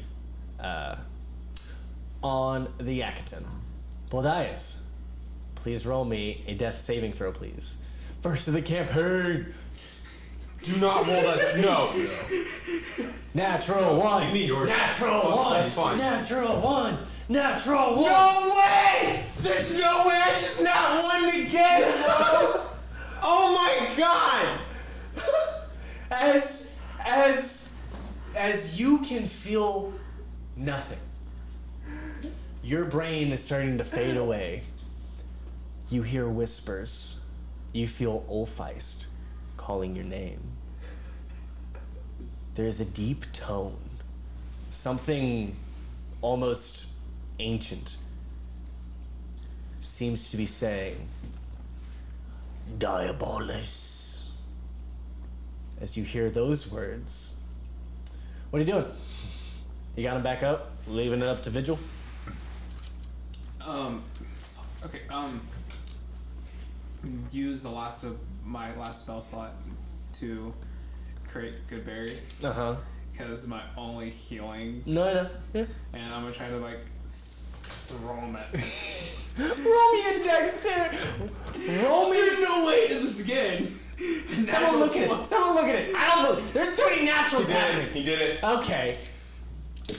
Okay, yeah. No, so Vigil, his hands are out like this, ready to catch it. He's like, alright. And you see Boldias is slack-jawed, and you fucking Kobe one right into Boldias' mouth, straight down his gullet. As You're about to wake up in so much fucking pain. as the rest of them go scattered, but one, because he didn't catch it, but one goes directly into your gullet. I would like you to remove a death save. So you're at 1. No. I would like you to remove a death save, please. So instead of having, so you were at 2 because you rolled a natural 1. Yeah. You're now at 1 death save. That's what he was saying. Yeah. He's at 1. Oh, I thought you were saying 1 HP. Sorry. No, God no. Well, because that's normally how it would work. So, yeah, this is homebrew rule. So, Can that motherfucker please cast a goddamn healing spell now? and remove another one. Remove another death save as he's going to try to pump some healing into you. Okay. 0 death saves right now. Yep. So roll me another death save, please. Find that one again. I'm gonna be so pissed. Okay. It's a 2.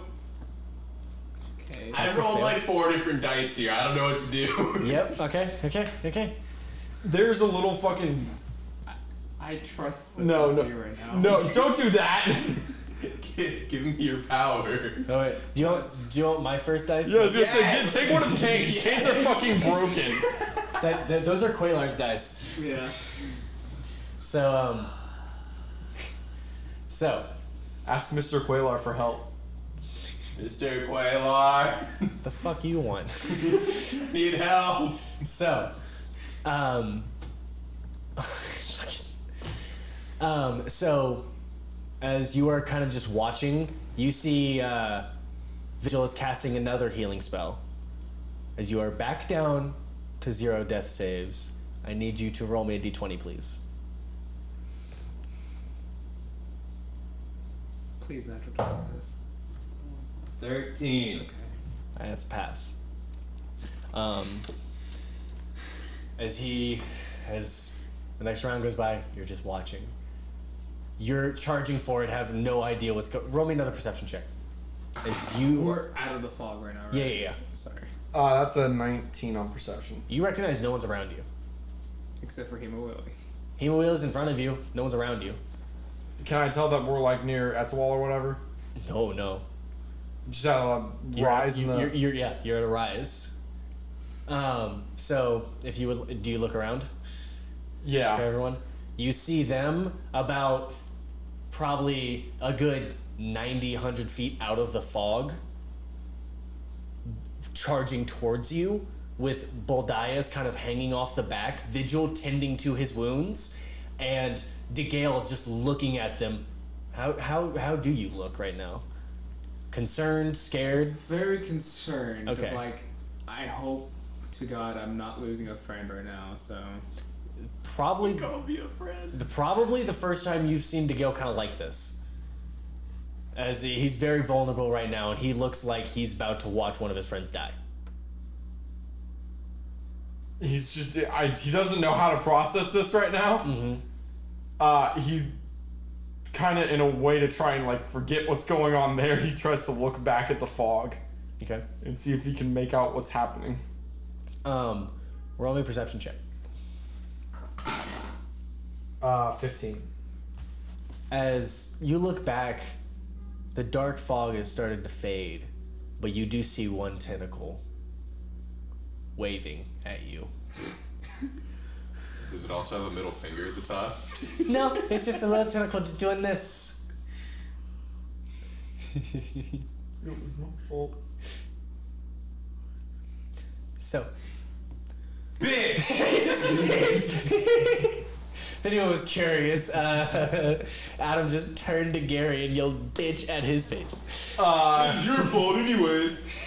It was your fault for the fog. The callback. Okay. At that point, his fucking heart would just drop. Uh-huh. And I'm assuming the adrenaline would probably start to fade too. It's a different kind of adrenaline. Oh. It's like it is Like guilty adrenaline. it is your heart is in your stomach. You feel lightheaded. You are feeling some of like you're feeling the aches and pains, but nothing is about to kind of hit this hard as someone you don't make a lot of friends. Usually any. There are not a lot of people who put up with you in general. Mm-hmm. These people have put up with you and through whatever you've gone through together, you feel a sort of kinship. Mm-hmm. Not much. You're still better than them, but like might not be great if they're gone. Especially when it's your fault. So, I'd like you to roll me another death saving throw, please. I don't want to. Yes, I know. 7. Sir, I never rolled low on those dice. Sir, I'm cursed. As you hear Diabolis once again calling to you. Put another death save on there. What? You're 1-1 right now. As put another successful death save on there. As he's going to cast another healing spell on you. Now, you just watching? There's nothing else I could do. Okay. If they reach me, I'll cast Spare the Dying. They're still pretty far away. You'd have to go to them. He's in shock, sort of. He's gotten off of Shade Silver at this point. Okay. Roll me a d20, sir.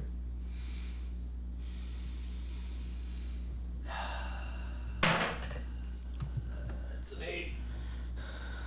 As you're at 2 failures, you hear Diabolis, come to me.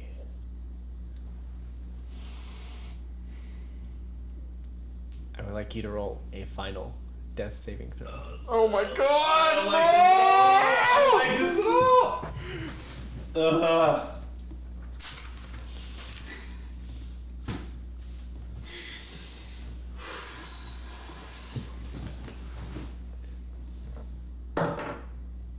I'm dead. What was it? Rolled a 4. 4. As you feel this pull towards Ulfheist, you get that same sensation, that feral sensation, that bloodlust. You're awake with 1 HP. That's bad. That's not good. That's not good. Do I know where I am? You do. You know Vigil is right over you, helping you. You feel the taste of a good berry in your mouth. No. That's bad. You feel the same.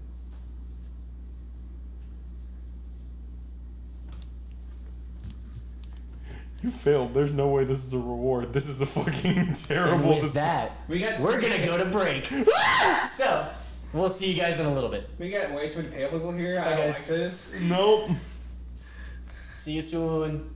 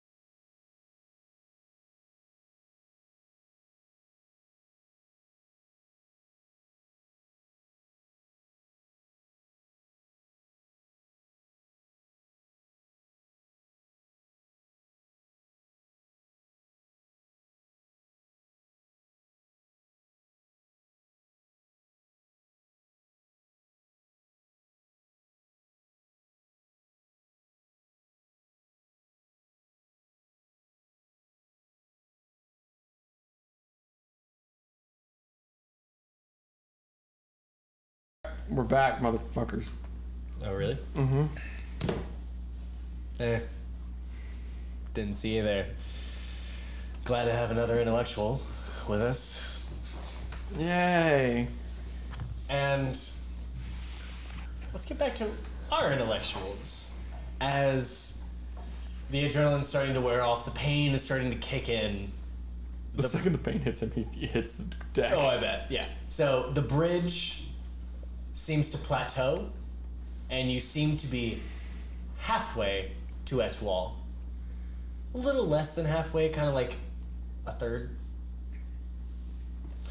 So you still got a little bit of travel before you get to Etoile, but you made some great time right now. Yeah. You are awake and an insurmountable amount of pain. You need to roll me a wisdom saving throw to see if you stay conscious. He got out the little dice. Got the ones from Sonya? Yeah.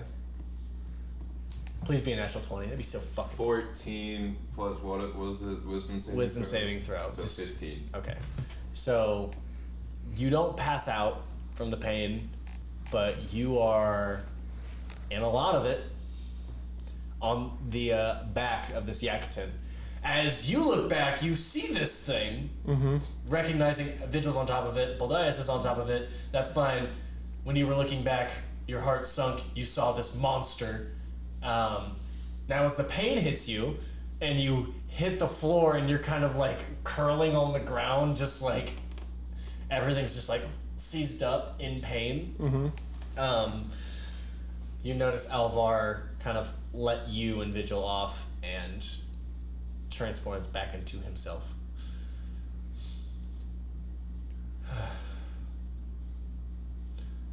Is this gonna be a constant with you guys?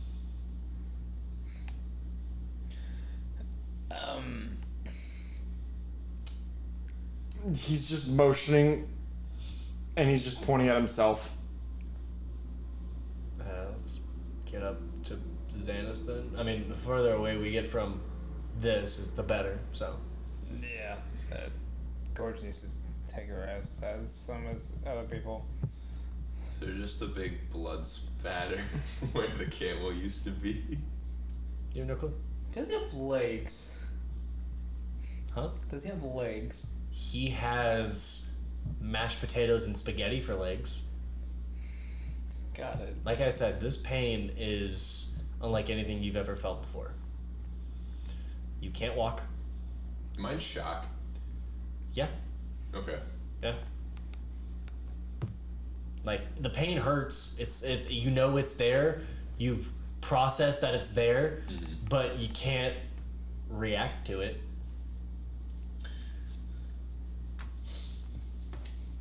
So, Alvar is going to cast a spell. Actually, I think I'll have Vigil cast a spell. Do. What are you guys doing? What are you doing?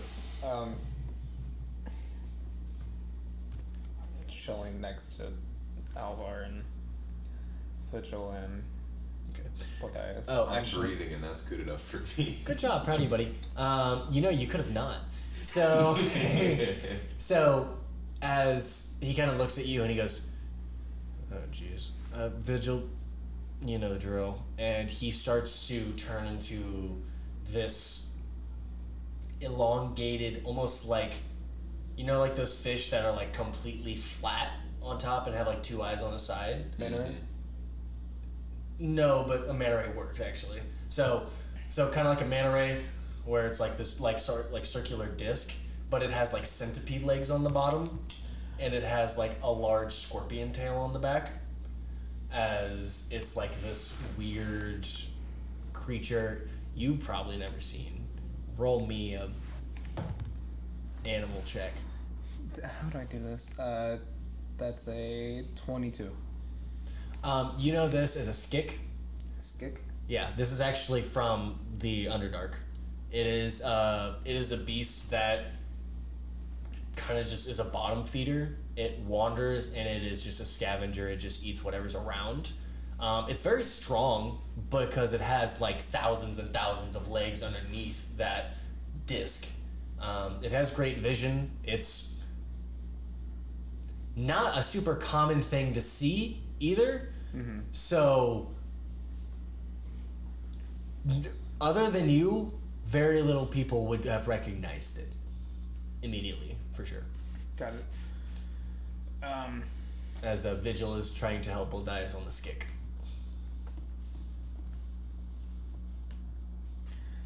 So does Elver not turn into anything that's somewhat normal, or Are you asking Vigil? Vigil? Yeah.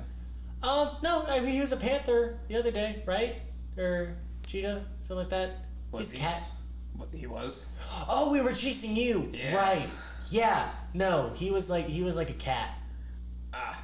He's traveled a lot. He's seen a lot of things, so it's kind of cool. And he like pokes it, and you just hear from underneath as Vigil gets you on top of the skick as it starts to. Yeah, the second he does that, Boldias just passes out. Okay. While Vigil hops on top of the skick, and it's a good it's like a large creature, like it's a good 10 feet diameter. As you're on top, and he's bandaging your. He's trying to. Bless. Bless you. You know, normally a skull would be really bad, but with these dice, it's a 20. So he is setting bones back into place. Good thing you passed out, because even while you're unconscious, your body is involuntarily screaming. Is yelling, it's a blubbering mess. As everyone kind of arrives towards you, as you're starting to get your bearings from the pain, but it's still ringing in the back of your head. But yeah, everyone has congregated together at this little plateau that is a level surface.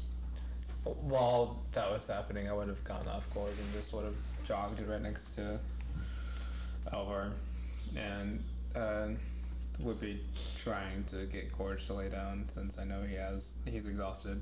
Yeah.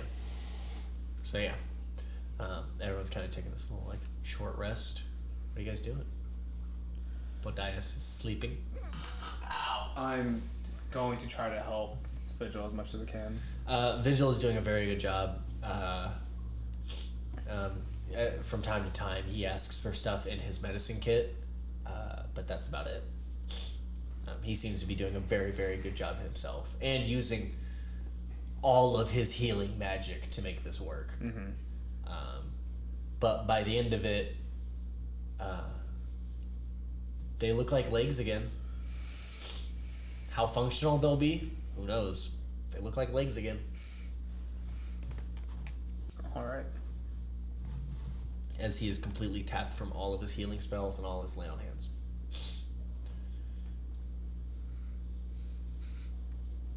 Cleared. Laying hands for one. Cleared. So as you're watching over, what are you doing? He doesn't do anything physically. He lays there on the ground, doesn't move. Okay. Mentally, he is lashing out. Okay. Just a lot of why.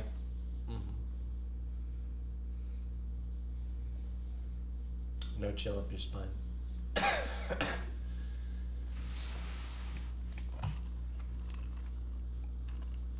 As about an hour goes by, unless you guys do anything specific, an hour goes by, you can roll hit dice to heal.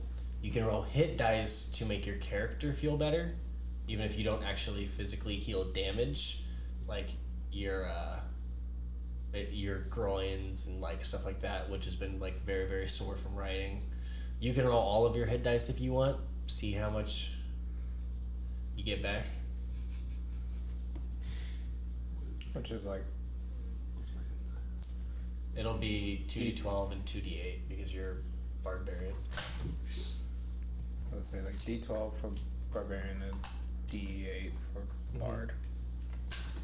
What is it for Warlock? D8. Thank you. Most of them are D8s. That's their classes. I have 15 met. It's plus your constitution for each one. Yeah. Oh, nice. Doesn't feel much better. Okay. Mentally or physically? Both. Okay. His legs. Actually, he probably at one point, like, after he makes sure that Shadesilver's had like a good bearing and stuff, he's gonna be like, okay. He probably gets back on Shadesilver and forces himself to sit on there, even though it hurts like a motherfucker. Okay. I have no more good berries left, so. No, he knows. Okay. I have nothing left. Like, if you gave that good berry to him earlier, then. He did. Okay. Then probably whatever hay or whatever you got. What are you doing? I'm out. After the hour, I was going to allow you to be able to be awake if you would like. Okay. After that, he's not. Cool. So Alvar seems to be catching his breath in his weird form. It seems to be like almost like pulsating on the ground as Vigil goes. Okay, so are we ready? We need to get halfway. I Yeah, know it sucks right now, but we need to get halfway at least. Is Alvar good if. To transport? Yeah. Okay. He should be fine. Those things are fast. They're weird. They have so many legs. Yeah, it's like. I don't know. It's a lot. It's a lot. I can't count that high. Neither can I. Same. As soon as he would have said they need to get halfway, he would have just started. Okay. As Hemawheelie is in front of you, guiding, everyone starts to make their way there. Gary, please roll me a d12. I hate you. Do things. 5.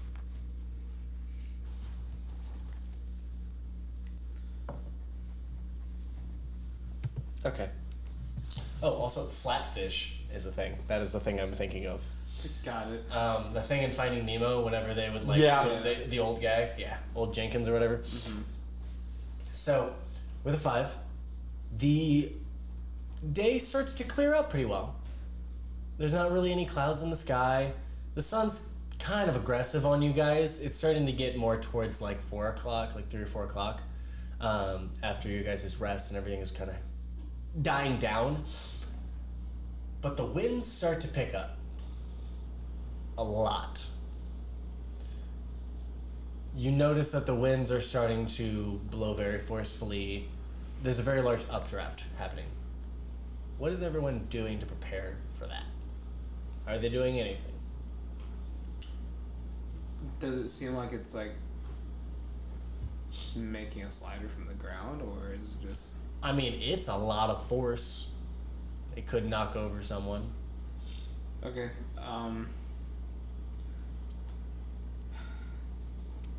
It's just starting to, as the salty sea breeze is starting to just attack your skin, like this like high speed water splashes that are like. Good thing you're asleep because that's salt water in your wounds. So. Yeah. Lovely. Indeed. So what are you doing? What are you doing to prepare? Are you doing anything? You don't have to do anything. Trying to make myself heavier, but there's no way in hell I can, so. Okay. Yeah. I just looked over at him completely. I got. Xanax will try and use. He has that little mask that he has, and then he'll also try and find some leftover fabric if he has any, if he can find any, and to try and make one for his horse, so that way his eyes are protected at least.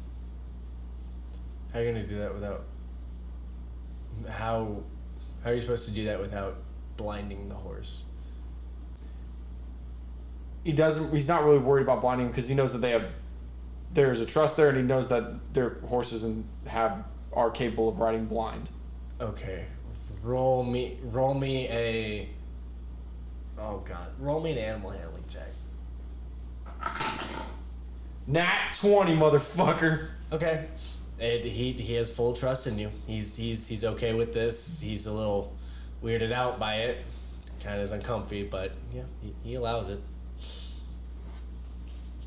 And he kind of stays the course. So, is anyone wearing a hat? No. No. Are you wearing a hat to go? I don't think so. I don't know why I always imagined a guy with a hat, but I did. It makes sense, but like no, I don't think so. I got a hood. But it's like a hood. if Listen, anything. hoods are flapping in the wind. They're billowing. Your things that you have on you. What does everyone carry on them? Like as a general thing, what are the light kind of things that you carry on you? Notebook. Drum. Oh, that reminds me. Alvar will come over and slip something into your mouth. My mouth? Mm-hmm. You see one of like the little like legs actually move from underneath. You don't. If anyone's paying attention, a leg moves from underneath and hands Vigil the little clear like piece of glass like rock candy, and he puts it in your mouth and numbs the pain. So if you awaken for whatever reason, because sometimes you just do, you'll be in less pain, like considerably less pain. So as the updraft is happening, I want everyone to roll me dexterity checks. Dexterity saving throws, please. 11.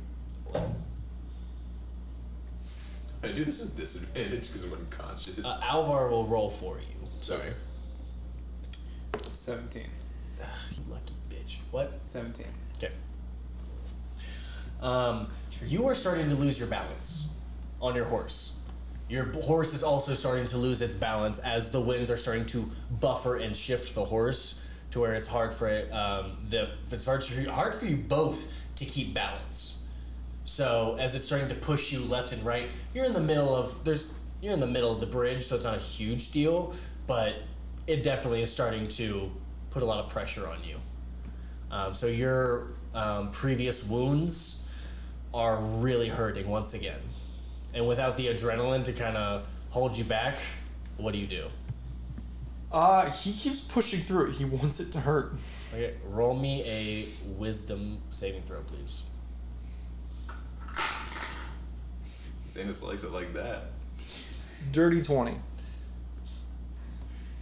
As your sort of kind of payback at yourself, kind of this vengeful, like spiteful push forward, every step hurts. You start to become numb to just about everything going on right now. There is only the pain. That's all there is. And so as you're pushing forward as well. You don't seem to be buffered by the wind as much, which kind of makes sense. As you're kind of strapped in by Vigil and Alvar, you guys are making it through this area pretty okay. I would like everyone to roll me another dexterity saving throw, please. As another large gust of wind is roaring up. 22. Okay. Dirty 20. Okay. Oh yeah, right. I gotta roll for you. Roll for me, God. Okay. Why am I rolling? I just want Adam to die now. So, as you kind of feel yourself get buffered a little bit, you're starting to wake up. The skit is keeping you from falling off or anything like that, and Vigil is also keeping you held down. You two, you're now you kind of like judge this like sound that's coming, like everything you've ever researched is like trying to like come to a culmination, like Sherlock Holmes moment. If I put my body here, so the horse reacts this way, and like you're trying to like logic everything out, and you're just feeling it out. You're you've been in a lot of shitty situations like this before. So you guys are all getting your own sort of kind of feel for this scenario. As you guys push forward and the winds start to die down, I would like you to roll me a d12, please. Sick.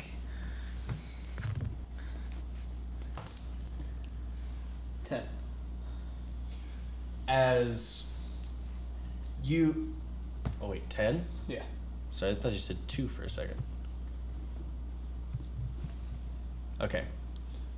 So, as you all are pushing forward, you notice that there is a large crag in the side of the bridge, and it goes down to probably about 70 feet across. So, there's like a large chunk that's been taken out, and there's this little 70-foot gap.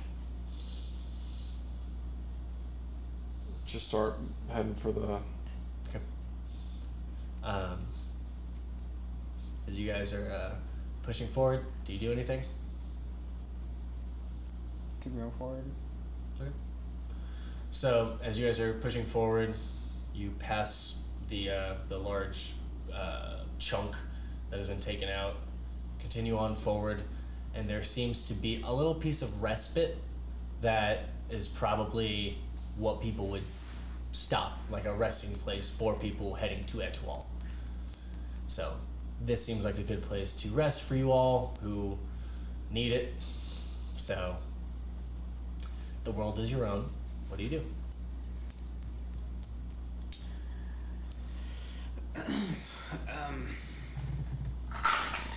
Well, that. Just for myself. Who's rolling initiative? He's gonna About to finish shadow Bull box. Dias off. It's about to shadow box. Had to see if once he's like his spy has carried him to his destination, if he's even capable of actually getting himself off the horse, or if he just falls off. What'd you roll for wisdom saving throw? Earlier? No, just now. Oh, just now, nat 1. You pass out. You completely pass out. Roll me a d20 animal handling. Not great. 5. Yeah, your horse. I was gonna say, because of how close your relationship is with your horse, I was gonna see if I could try and balance you and keep you on, but you just slump over, just onto that weird material of the bridge. He passes out immediately as Alvar gets you to a pretty okay spot. There seems to be some areas in which you can make a little fire pit if you brought tinder and stuff like that. Did anyone bring wood? There wasn't wood around there, was there? Mm-mm. Yeah. No. We wouldn't have had a chance. Yeah. So, especially in your run. Yeah. So yeah, you guys will go without fire for tonight, which may do something. As you pass out, you are passed out. Alvar drops you off on a very comfy rock and turns back into himself. What are you doing? The only conscious person in this party. It's okay, I've been there. I am there. I'm trying to get Xanis to an okay spot, probably next to the other knocked out person. Okay. How strong are you? What's your strength score? Fucking not great. Well, he's not much, so I know. I'm just curious. 11, I think. Yeah, you can get him over there. Yeah. It's not comfy, but he's in a lot of pain anyway, so. Yeah. Try to get him over there. And then I do have a tinder box on me, so Okay. I'm gonna try to start a little tiny fire. You could definitely start a tiny fire. Yeah. Whether it goes out with just the sea breeze alone, we will see. Right.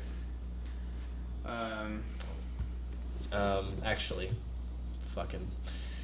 I guess I'll bail you out again. Alvar is gonna cast create bonfire. As I'm in the middle of trying to spark it up. Yep. Yeah, Alvar just walks over and he goes, "Hey."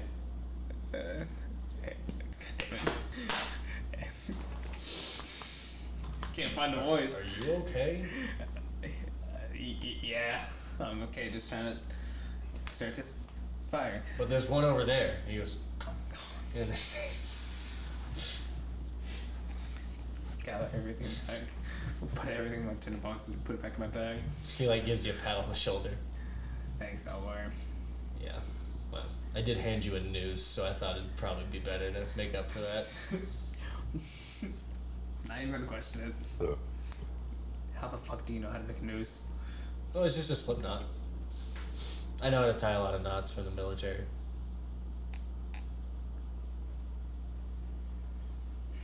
There's a whole lot of background with you that Yeah. I don't want to know.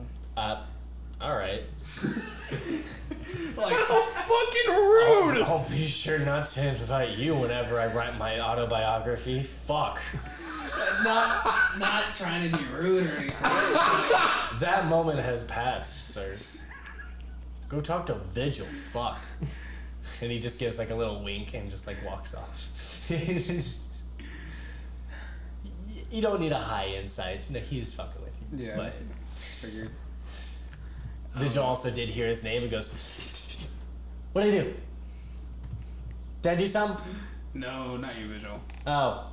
Oh, right. He told me to go talk to you, so. Why? It's about my weight? Yes, Vigil, it's about your weight. Start cutting some fucking weight. Alvar! I'm gonna push him off the fucking edge! Hulk goes 10 next to the edge. There's. Nah, I'm just kidding. As he goes over and pretends, but he doesn't get even close to you. He doesn't want to accidentally do something. As you everything kind of dies down for a little bit. What do you do for the night? And do you take watch? I would stay up a little bit longer. Like an extra 2.5 hours. Okay. See if anything goes on around. Roll me a perception check, please. Perception? Shit, that's a 14. From time to time, whether it's your brain messing with you, maybe it's fear, you swear you see a tentacle out there. Just If like I- slowly kind of breaching. Just like that. Your brain can't really tell if it's Is there pebbles around? not real. Roll me a investigation check, please. Investigation? That's a 10, sir. A 10? Yeah. Oh, a 10, you say? So with a 10, you find like a little tiny, little guy. Not even like a big pebble, but like one where it's like, that's a shitty piece of gravel. Gotcha. You find one. If I see the tentacle come up again, I'm gonna try to throw the tiniest pebble towards it. Okay, so as you kind of Away from the group. To make sure, away from the group. so you get up and you go towards the edge and you throw it. Yeah. Can you roll me a dexterity saving throw, please? Dex save? 18.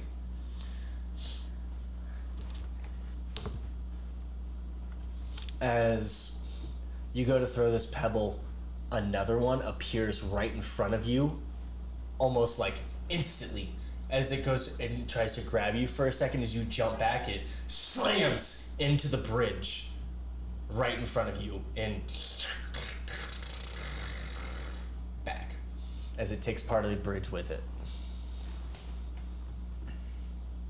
Is this loud enough to wake any of us? Stepping away. Not from with how it. exhausted you guys are.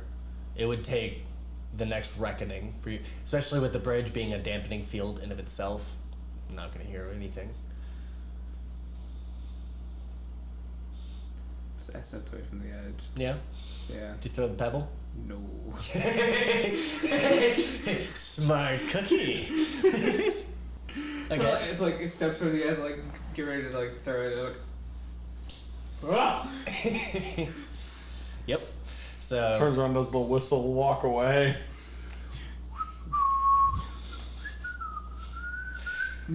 okay. So what else do you do? It's Vigil. I know you're awake. Yeah. Good job. Don't step anywhere near the... Why? Do you think I'm gonna like crumble the edge because I'm fat? No. The tentacle monster is still here. Well, great excuse. Fine, I'm not gonna go near the edge. Go towards the edge. But now I don't want to. I wasn't gonna. Good night. No, you can't. Alvar, I hate him. No, you don't. You're right. But I'll say it. Uh-huh. You sure do, buddy. I sure do say it. That is what I said. Alvar, I'm not good at this. How do you be mad at someone? You let your rage speak. But last time I... Okay. Grrr. Good night, Vigil. Good night, Elver. Good night, buddy. Good night, buddy. Guy. Not friend. Good night. Good night, buddy. As they all go to bed, except for Vigil. As morning comes very quickly. Way too quickly for some of you. The sun breaches the horizon once again. Etoile, much closer. Still in the distance, still plenty tall. The day is your own. What do you do in the morning?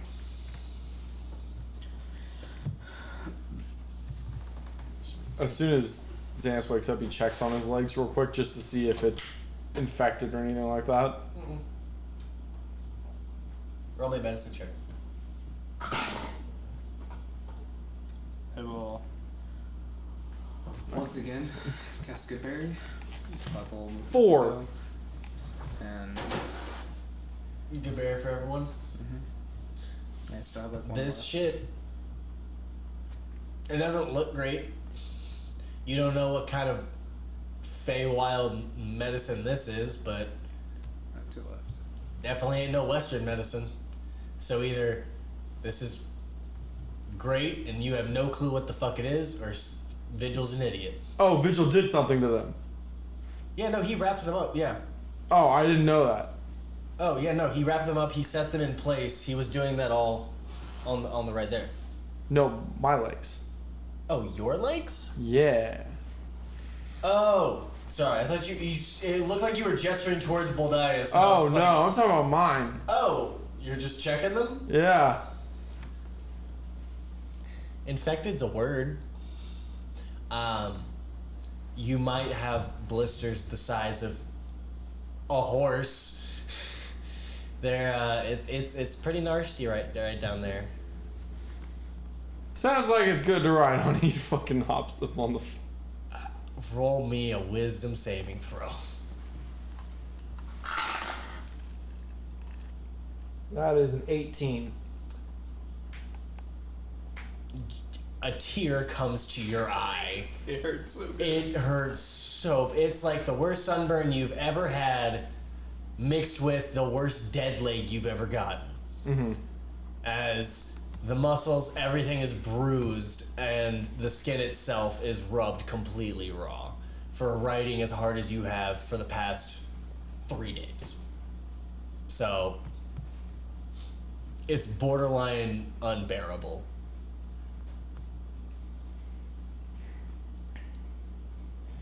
He gets back off the horse real quick. He's like, Vigil, Yeah. I need you to heal me. Okay, where are you hurt? He just kind of like gestures towards his thigh. My legs. I don't do that kind of magic. No, from riding. I don't do that kind of From magic. riding my horse. I don't do that kind of magic. Yes, horse. That doesn't change things. Yes, it does. He just taps you, gives you 5 lay on hands, and it more just kind of like makes you feel better. Like it makes it kind of go away a little bit. If you want something for the pain, like your body should be okay, but the pain is probably still there. You might want to go ask Alvar for some of his glass. No, and he literally just gets back on the horse. I could roll another wisdom saving throw. 18 again. It's still unbearable. The pain is still there. It's just now it's not a physical pain. Now it's just this burning sensation as your muscles are still tender.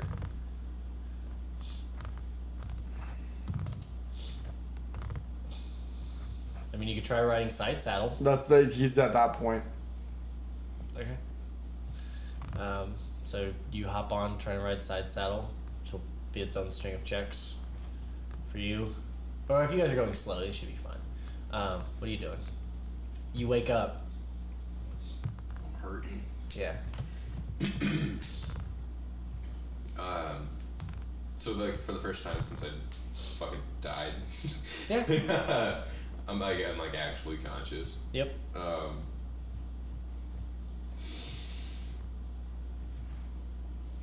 How am I alive right now?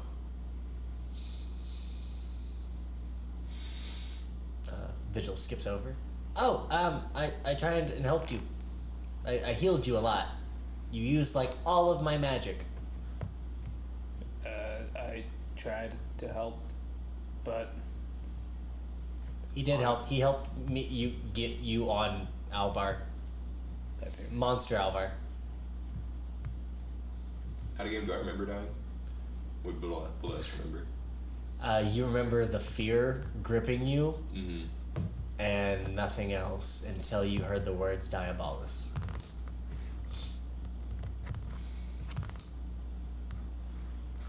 I don't feel like I should be here right now. I'm just gonna try and sit up. We all do. Roll me a wisdom saving throw.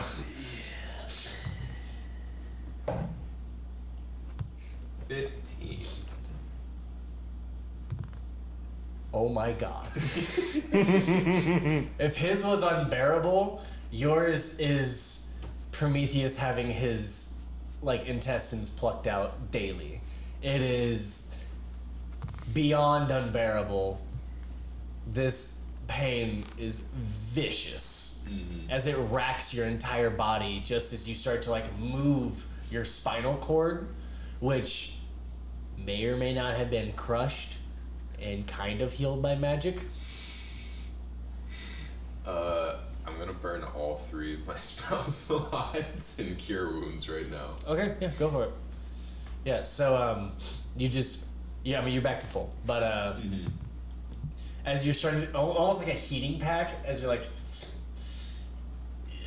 are you hitting your bongos, or how are you? Were my bongos crushed? Do I even have them? Do a perception check. 10. You look around, yeah, they're around. They seem like your belt seems to have been taken off, and it was used to lasso you actually. So, the bongos are there. You don't know this, but you do. Those bongos might have saved his life. Those bongos definitely saved your life. So yeah, the bongos are a little bit away. I grab him for him. Okay. Since I know he's looking for something. Okay. And it's usually his bongos, so Yeah. we'll run over there. Yep. So you grab the bongos, hand them over. Thank you. Of course.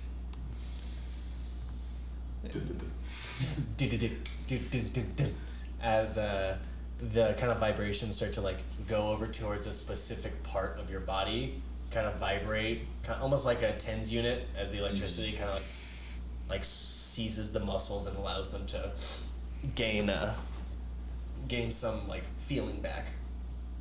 You will after that be able to sort of walk. You can get up now. You can stand. Am I still hurting? Oh, yeah. Yeah. My guy. Yeah.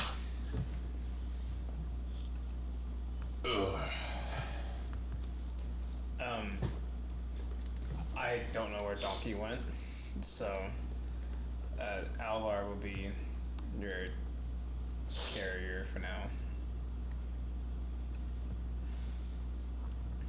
Okay. It was a good mount. So, you will have 4 levels of exhaustion. As with the cure wounds and with everything that Vigil has been able to do for you, you were at 5, which your speed was reduced to 0. Now, your hit point maximum is halved until your next long rest. Since Vigil is pretty much tapped out at the beginning of the day from healing you a little bit, trying to help you feel better, helping you, helping himself. You will have disadvantage on all attack rolls and saving throws. Your speed will be halved, and you will have disadvantage on ability checks. If you go to go ahead and heal up fully. Oh, I just put it like that. But you can go click on conditions.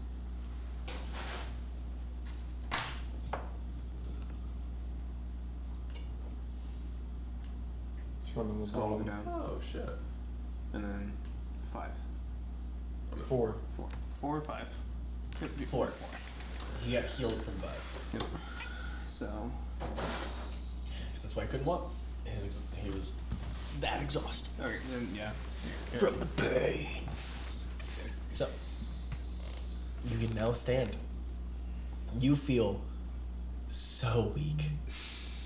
You never felt this weak in your life. So what are you doing? I'm gonna sit back down. Okay. I don't think I should be walking yet.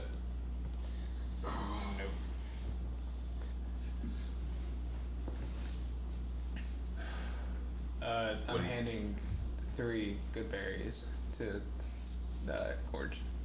Okay. Well, the rest will go out to everyone else. You did good, Gorge. As I'm. He wheelie wheels over. He's not big yet. How audible was that? Your question. No, he was. That was just me. No, I know. Okay. Thanks. Alright, everyone get ready to go. No. Vigil and Alpha both look over at Boldias. So, what do you think is going to be the move? How do you think we should move you? You think we should get back on the skit? Skick? The what? The skick. A very large, like centipede, like fish, like scorpion thing. It was weird, if I'm being honest with you. It was what we used to move you while you had no legs. Yeah. We had legs, it was just not good ones. They're still... Would I know they're fast or like faster than? Yeah, you know of them. They're from the Underdark, so Yeah. you definitely would know that. They are pretty fast. Like faster than like a horse, or is it like? They're not that fast. They have like a 40-foot speed. Okay, So they're like a draft horse, but not like a riding horse. gotcha. Sure. Okay, Alvar. I don't know. I don't know when you started giving me directions, but okay. And then he'll turn into the skick.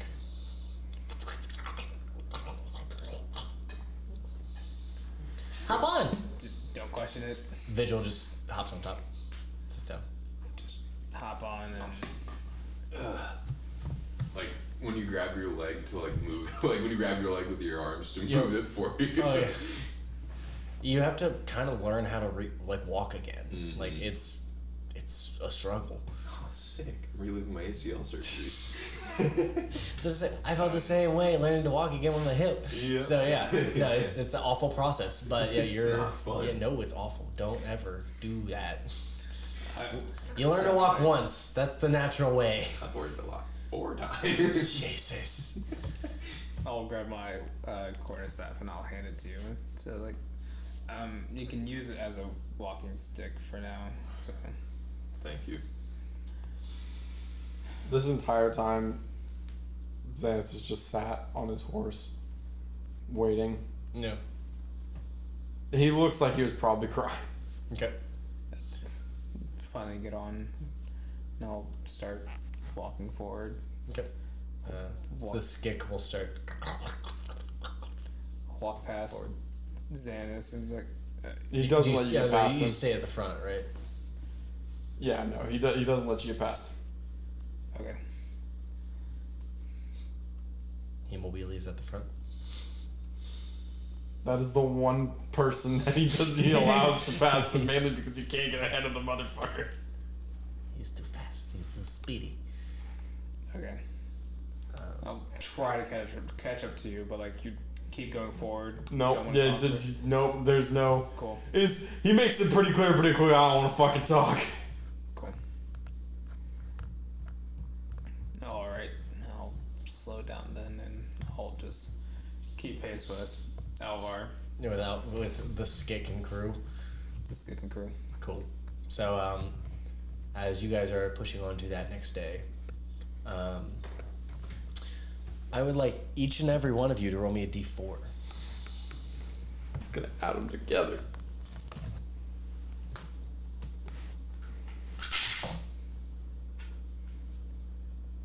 Son of a bitch. Okay, so it's 8 in total. 8. Okay. So 4, 4, 3, 3, 1. 1. Okay.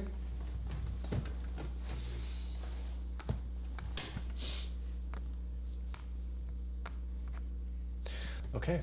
So as you all are starting to venture forth, you are riding side saddle. It makes it so much easier. Like, it's really nice because you get to kind of like massage like your inner thighs, and you get to like kind of work it out. So still painful, but not as much. It's something. It's much better. As you are able to kind of like get feeling back in your legs, and you're trying to like feel yourself a little bit more, you're getting there. You're doing all right. As you're kind of walking alongside with riding alongside with your horse, everything's pretty cool. Everything seems pretty all right. The weather's agreeable. The sun's high in the sky. There's a few clouds in the sky, but there's nothing crazy. As you hear Behind us or in front of us? behind, I immediately look backwards. you turn around and you see Mike the camel No come back, fucking way! and you see he's got like kind of like he has. Does he have a dope ass fucking scar? I mean, it kinda. He has like a large like gash in like the side of his like cheek down to his like chin, down his throat. As he This brings Xanis to a full halt. Mike! There's no fucking way. Bullseye looks very happy. Very happy. There's literally no goddamn way. and you just see him.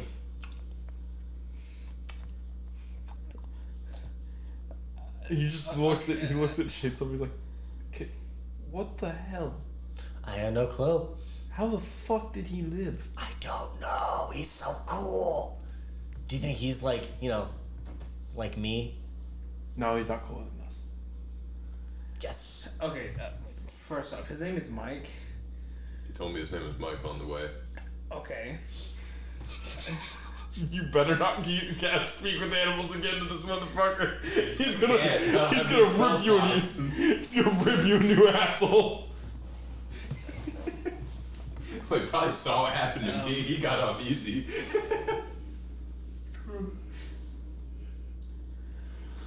Okay.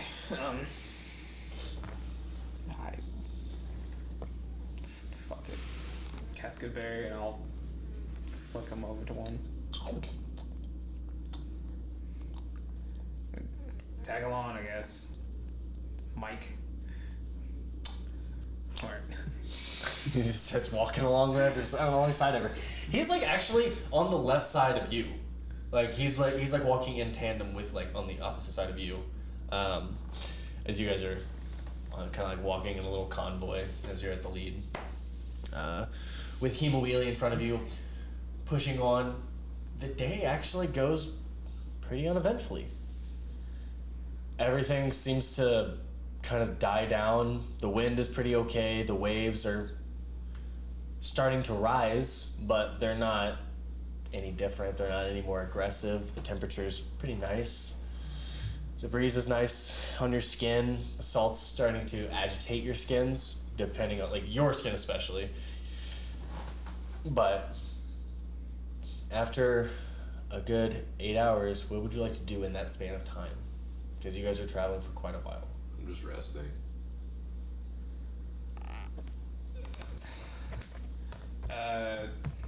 No, nothing at this point. We just ride in silence for now. Mm-hmm. Mentally still asking the same fucking question.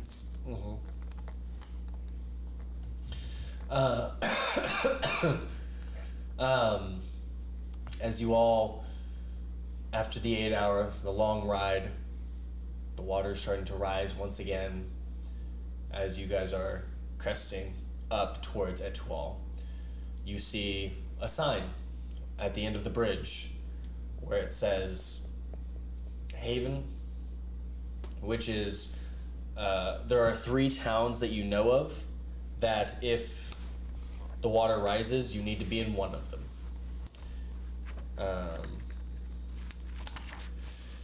So, here they are. There is Haven, there is Sancook, and there is Liea. And that's Liea.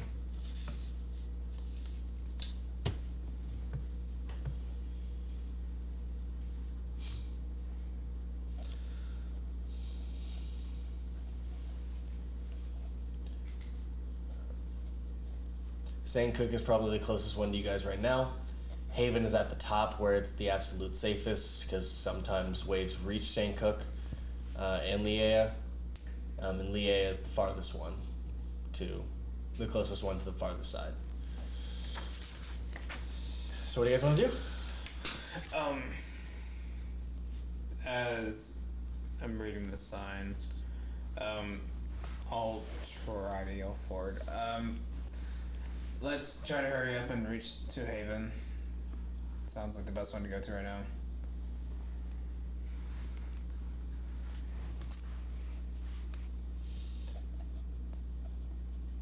Continue to head up towards Haven. Okay.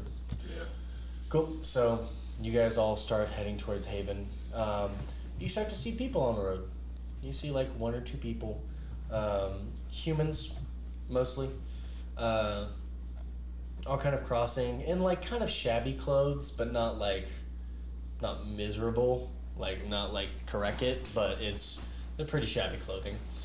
Kind of a Victorian style, but it's like a little heavier, like kind of like a England winter, but it's definitely that older Victorian style of clothing as they're kind of walking along with like burlap sacks over their shoulders, walking through. As you guys start to climb Etoile, which is essentially just this kind of like spire-made mountain, spire-like mountain, as the road is pretty uneventful as well.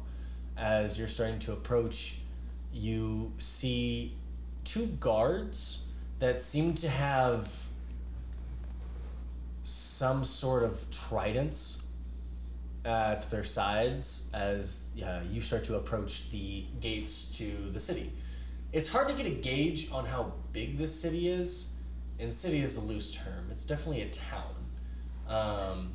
If I were to like equate it to anything, it would be like one of those like Elder Scrolls cities. Like it's a small like there's like 30 or 40 buildings, big walls. Like it's pretty like medieval. Like it's a medium-sized town. but for them it's a city. Yeah. As you guys approach, one of the guards goes, "Hi, what are you doing out here? Who are you all?" We're travelers seeking sanctuary, please. Yeah, I bet so. You all look like shit. Who are you? We don't exactly have a group name, I guess. I'll take one name. I don't give a fuck about your group. Xanas.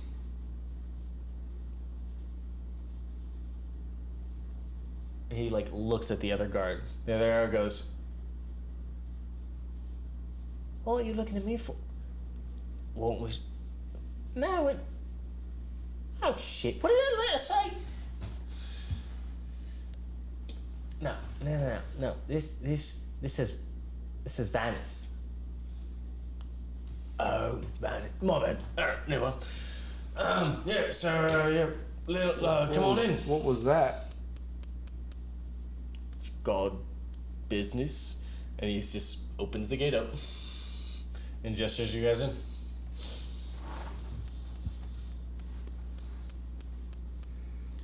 Walk in. Insight check. Okay. Want to make sure we're not being played here and they're not trying to get us into the city now. It's 17. So what are you trying to find out? If we're not being like, if they're not trying to, if they weren't like trying to make sure that wasn't actually my name on that page and they were just trying to get me into the city. They were definitely looking at a name. He doesn't seem to be hiding anything. He just guard business. He's just kind of Okay. Yeah, no, he wasn't trying to pull any. He's on edge. Yeah, no, for sure. As you guys kind of like enter the city, it looks beautiful. It is like a very well put together town. Everyone seems very, like kind of like nice and approachable. It's very. I want everyone to roll me an insight check, actually. 18. 18. 12 or 11. 10. Gary, I need to give you a whisper. Shit! Oh, fuck. That means I gotta get over there.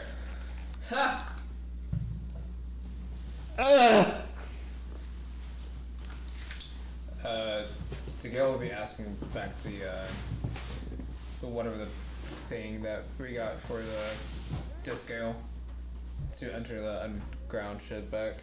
Oh. Yeah, I moved it back. Cool. Hi guys. Hello. I hope you guys been I need enjoying you, our David. stream so far. I like how Sonya said, "Thank God Mike is okay." The cat was okay. How the fuck did it live? I don't know. I think it died too. It just came back. You hate what? Shit. What do you hate? Poisoned poppy? Poisoned Poppy. Poppy? You're poisoned.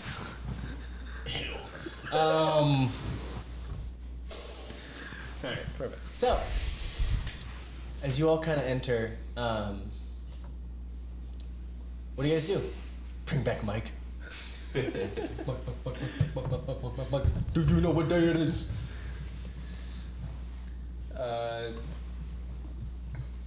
Enter the city. Yep. Kind of just. As you enter, like I said, it is a very, very nice, pristine city. You see a few homeless people, but there's like 3 or 4. It doesn't look like it's a large town, so there's probably a need for someone anywhere. I think it's an Elder Scrolls city. As soon as we get in, Xanas will drop back towards the stick or whatever the fuck it's called. The what? The thing that Alvar is right now. Yes, the skick. Well, Dias, do you think you can walk on your own? I may need to talk to Alvar. Yes, for now. Well, can't you talk to your horse? That's probably a better way to do this, actually. And And he casts Speak with Animals. Okay. Alvar? Yeah. Does this seem off to you? I'm kind of carrying a fat ass, so there's a lot that feels on top of something. I can't really get a good gauge of this city with carrying Boldias. I mean, it looks a little nice for a town Okay, well, on Etoile. just keep looking at me like they know me. Oh, why don't you go make a friend or two? You get a nice change of pace. Not in that way. Oh. Is this the thing Vigil was trying to tell me earlier? No! Oh, okay. This is an actual problem. Oh shit, sorry. I would say just smile and wave. Let's get to a tavern or an inn and then figure out our game plan after that. Okay. So what do you guys do? I will, like, because I know Alvar said most places aren't really good, except for the last place we've been at. I'm going to put everything in front of me, Okay. so make sure nothing gets pickpocketed. Got it. So, and then I'll try to look for a tavern. Okay. Roll me a perception check, sir. 11. Okay. There's a pretty obvious tavern. Dude, sick. Go to And that tavern. it says nondescript tavern. We go to That is- nondescript Yep, tavern. that is the name of the tavern. Alright, cool. We go to nondescript tavern. Cool. You walk in. There's like 3 people in there. There's one guy who looks like he probably lives there. Like just an older dwarven gentleman who is drinking a lot. He has a few empty like ales by him. There's a high elf in the corner kind of reading to himself, and there's a human kind of playing a little tune on a flute. As soon as they go to head into the... And then there's a and then there's a and then there's a Triton barkeep, a mer person. Yeah. For anyone who don't know. Come on. Yeah. Kinda. How else am I supposed to, like, assert dominance? We assert dominance with a dab here. Dab and dominance no longer deemed. What were we doing? Someone was talking. Yeah, I Gary, was. What were we doing? Before they, like, enter the tavern, he'll pass off his horse to Vigil, and he'll ask him to make sure that he gets a room. For the horse? No, get lodging for the horse, but make sure I have a room. Oh. Are you leaving? Yeah, I'll be back in a minute. Oh, okay. Bye. I have a horse. Hey. Walk inside. Okay. So when you walk inside, you Yeah. you see them. There's like 5 tables, like 3 booths, and then the bar, which is like a good like 6 chairs in kind of a J-shaped bar. And the Triton kind of like finishes cleaning his last glass. Hey, how can I help you? Walk up towards him and sit down. Did you walk inside at all, or are you just like chilling? Yeah, I got up. I'm walking using Roll me a both my greatsword and the quarterstaff you gave me to just. roll me Lean a on strength check with advantage. Okay. Athletics. I'll be nice. Athletics. Yeah.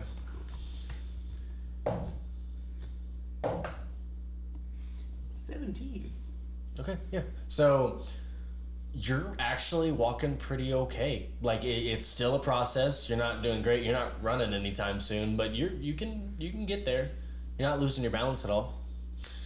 But Vigil kind of like ties up the horses and whatever at the kind of the trough outside, and walks in behind you guys.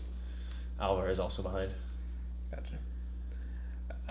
And as you get closer to this Triton, you notice he's got kind of a bowl cut kind of going on, but it kind of just gets like longer at the back as His hair is like a deep, like kind of kelp green, like a seaweed kind of green, and his skin is a light, kind of like pearlescent blue. He has like pretty much flawless skin and like kind of shark eyes, like the slitted eyes that are bright yellow, and a pretty like warm smile, but it's very toothy. He has some sharp teeth. You said he has a bowl cut with longer hair at the back. Kinda, yeah. So, I'll bullet. You went for it. You did that. Gary just missed the best joke of the podcast. So I'm gonna kill him really. And Mike. Everyone's favorite characters. Dead. I'm a Game of Thrones this shit. Retribution. Let's have a better ending. Yes, he's got a bullet. For you. Shoots you in the face. Oh my god. Anyway. I'm sure we can all use a drink here. So, Alright, what are you drinking? what do you got? We got ale, we got some mead, we have some straight liquor. What are you looking for? I'll take a mead and whatever the other three want. I'll take a mead. You're not here. What do you want, little guy? I will have your strongest glass of water. Alright, you got water coming up. And you? I'm fine. Well, alright. I'll be back with 2 meads and a strong glass of water. He walks away for a little bit, starts grabbing them, fills them up, gets them together, kunk kunk, and then shing, the little water, just shove it over to Vigil as he kind of motions over and they go, it'll be like 3 silver. You have change for gold. Yeah. Hand him gold. Yep. Thank you. Hand him 2 silver. Oh, well, I appreciate it. Is there anything else you need from me? Lodging. Yeah, we got a few rooms in the back. They're like 2 silver a night. We don't really get travelers too often, but how many rooms do you got? we got about like 7. 7? Yeah. Cool. Take 3. 3 rooms? Alright. And that'll be, well, if I can do my math right, it'll be 6 gold.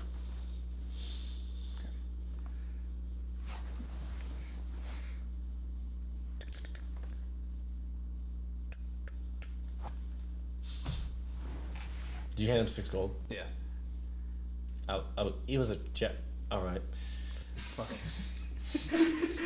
He hands you back 5 gold and 4 silver. But you said it was. Yep, it was 2 silver for the night. And I said it was, yep, yeah. Well, Ice isn't too much pain to even. What's going on The here? meat is gone. Yeah. Is there anything else I can do for you? Yeah, for me. Not for now. Alright, well, if you need a refill, let me know. If you need to know anything about the town, welcome to Haven. And he just kind of like nods off and just starts cleaning up some of the stuff around. What are you doing, sir? I'm gonna go find the most broke-looking homeless individual that I can find. Alright. So, you approach this gnome that seems to have hair growing out of everywhere. He's kind of... He just looks like a mess. You can see his little, black eyeballs just over all the fuzz and beard. Alright, I've got a question for you, and there's money in it. Yes, how can I help you, sir? Why does everybody here look like they know my face? I don't, I'm blind. Sorry, it's not very helpful. I don't know who you Of course are. you're blind. I'm sorry. I was kind of born blind. Do you know if anything is going on around here that is behind the scenes that is not as it seems? You could talk to the mayor about that. I don't know. Why would I? Never mind. And he gives him a gold as he walks away. Oh, thanks for the copper, sir. It's a gold. Holy shit!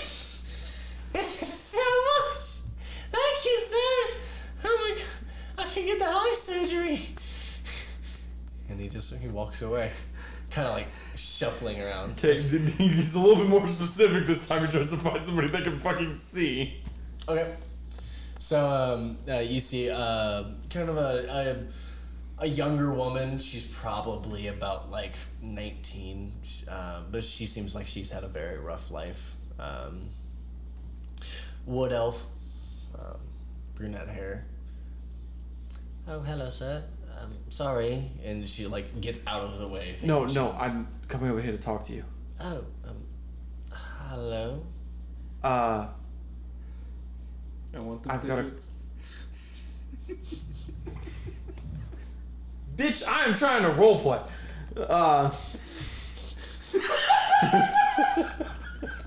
You had to make it fucking weird, Kane. I didn't say anything! You said it. I tried so hard, and at the end it didn't even matter. Okay. So he goes, when I got here, which was only maybe an hour ago, it looks like everybody knows my face. Well, you do kind of look like the mayor. I'm sorry? You just kind of look like the mayor. Where does the mayor live? She points up at like kind of like the biggest, like the keep, basically. Thank you. And he gives her 5 gold. Oh my lord. She just doesn't know what to do with herself. She just sits down. She tries to test it to see if it's real. Well, you walk away. You should bite it. He books straight for the mayor. Okay, yeah. You book it up. You see there are 2 guards standing outside. A larger half-orc goes, "What's the business?"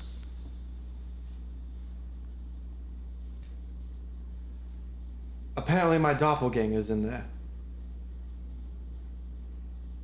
They just look at each other. Okay, it's not really a great reason to let you in. I don't know you. Look, I am under the impression that someone has stolen my identity. Okay. He just holds out 5 gold. No. 10. I think he's trying to bribe an officer. Then he casts invisibility. They're just looking around. They're on edge now. They're just guarding the door. He'll start looking around. He just starts trying to peek around. He's very confident that something's up. Okay.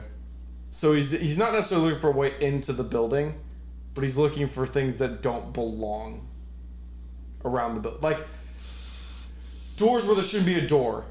Like, entrances, exits. He's trying to, like, get an idea of where... Oh, I mean, there's side doors. There's, like, doors going to the kitchen. There's all sorts of doors in the keep. It's just... There's nothing, like, off. Like, everything structurally makes sense. You don't know the layout of the building, so you don't know what it could be. So, I mean, you could just start trying random doors, I guess. I mean, yeah, I'll do that. Right, roll me a d12. And he still has another spell up, so he has invisibility at the ready if this fucking goes wrong. It's a 7. Okay. That would land you around the kitchen. So, as soon as you kind of open the door, like a smell immediately hits you. A very, very nice smell. You notice that you're kind of like near some like garbage, like cans kind of things. As you kind of walk in, you notice that there are people like kind of bustling all around the kitchen, just trying to prepare meals for the day and for the night for dinner. While you are starting to break into the mayor's house, the keep, there is a little halfling that bursts through the door, and he's about 2.5 feet tall. He's got like a kind of Robin Hood kind of hat, like a little tiny like tricorn kind of thing. Not tricorn, but like little hat. In like a very nice like little leather suit. And he goes, "Oh, excuse me, sir. I'm looking for Azanis." He's outside. I didn't see him outside. I have an invitation from the mayor. I'll walk outside and Okay. come on. Let's try to find him, I guess. Okay, sir. Name? I'm looking for Zanis. No. What's your name? Oh, I'm Loot. Loot. Yeah. Okay. Nice to meet you, Loot. Let's go. And try to find. So you spent a long time. So, back to you. You walk into the kitchen. He's just gonna try and like. Does he still have invisibility up? Because I think it's an hour. Yeah, it's an hour. Yeah, so he just tries to slink around and like start to get further into the building. Okay, roll me a dexterity check. It's 12. Okay, we'll see. Okay, so you seem to be kind of like moving in and out of people pretty well, sticking to the shadows, like not really trying to be. It's not really stealthing. It's just trying to stay out of people's way as they're moving. Which as a kitchen, it's very chaotic. And as you start kind of moving your way out, you notice one of the busboy kind of people, like the people who just does dishes and stuff. He's holding the door open, waiting for one of the carts to come out. So it kind of gives you this like ability to get out of the kitchen and into the actual keep. And so as you do, you kind of hightail it out, and you are inside of a large dining area where you see a person who looks pretty similar to you, kind of sitting there looking like he's waiting for company. He has a lot of the same features as you. He's not as skinny. He's actually pretty built. He's pretty large. But he has like the same kind of nose and cheekbones as you. So he looks similar to you, but not someone who, like, he wouldn't have, like, not a changeling stealing your identity kind of thing. Mm-hmm. But he definitely looks a lot like you. Zaz kind of like just stands there for a minute, and then he's already come to the conclusion he's going to come back to this room, but he also wants a chance while he's invisible to kind of get an idea of, is there anything else going, like, he had a bad sensation when he got into the town. Yeah. And he kind of gets the sense, now that there's a guy that looks very similar to him, he's like, he's got anything to do with me. He's not up to anything good. Mm-hmm. So he's going to start looking for any sort of secrets. Okay. It's hard. There aren't many people going in and out of this room other than like the kitchen staff, which is all going towards the kitchen. You do see two cloaked figures kind of move towards the table, and they talk to him. It's not really in whispers, but they're definitely talking softly. As you're trying to like listen in the conversation, you start to move closer. They seem to be just concerned about his well-being. They seem to be more or less kind of like, sir, you know, it's. I know you've talked about a lot about this, but I don't want you to get your hopes up. You could. It just might be disappointing, you know. And he's like, I know what I'm talking about. All right, fuck off. I was told that this would happen, so it's going to happen. And the same female just kind of speaks back up. She goes, all right, I just want you to know, like, there's a lot of different things that could be happening here. We just worry about you is all. Yes, well, thank you. I appreciate it, but I don't expect much often, so I'm hoping this goes differently. And he just kind of sits there. And after like 10 more minutes, he goes, okay, they really should have been back by now. Do you think they left? But I got this whole thing together. And he's just like head in his hands. He's like, fuck. Can he tell that he's like waiting for somebody specifically? I mean, the table's set. Uh-huh. How many people is it set for? It's the entire table's set. Okay, so it's just set for an entire party? It's set for like 14 to 16 people. Okay. At this point, Xanas doesn't feel like he's in danger if he drops the invisibility. Mm-hmm. Because he knows, first of all, they can get away if he needs to, and also that they don't seem like they're really pissed off about anything or on high alert. Mm-hmm. So he's just he's going to make sure he's got his hands out and he's going to drop it. As soon as you do that, the two cloaked figures look at you, and in a reaction are going to, I need you to make 2 wisdom saving throws. Sounds about right. First one is a 21. Second one's 11. Okay. So they both cast Hold Person at the exact same time. Mm-hmm. So the man on the right had the faster trigger as he throws it up at you, and you kind of like wipe it away. And as you do, your brain is just shocked, and you kind of like seize up real quickly, and you start to fall backwards. And ting, poof, as you fall back on your head. Ow!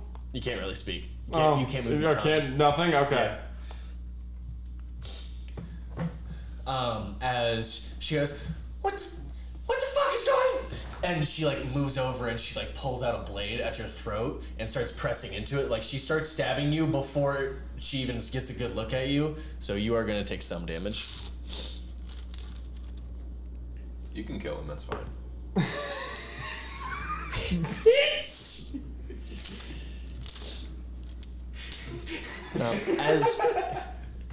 As she takes out this blade it's very sharp. Mm-hmm.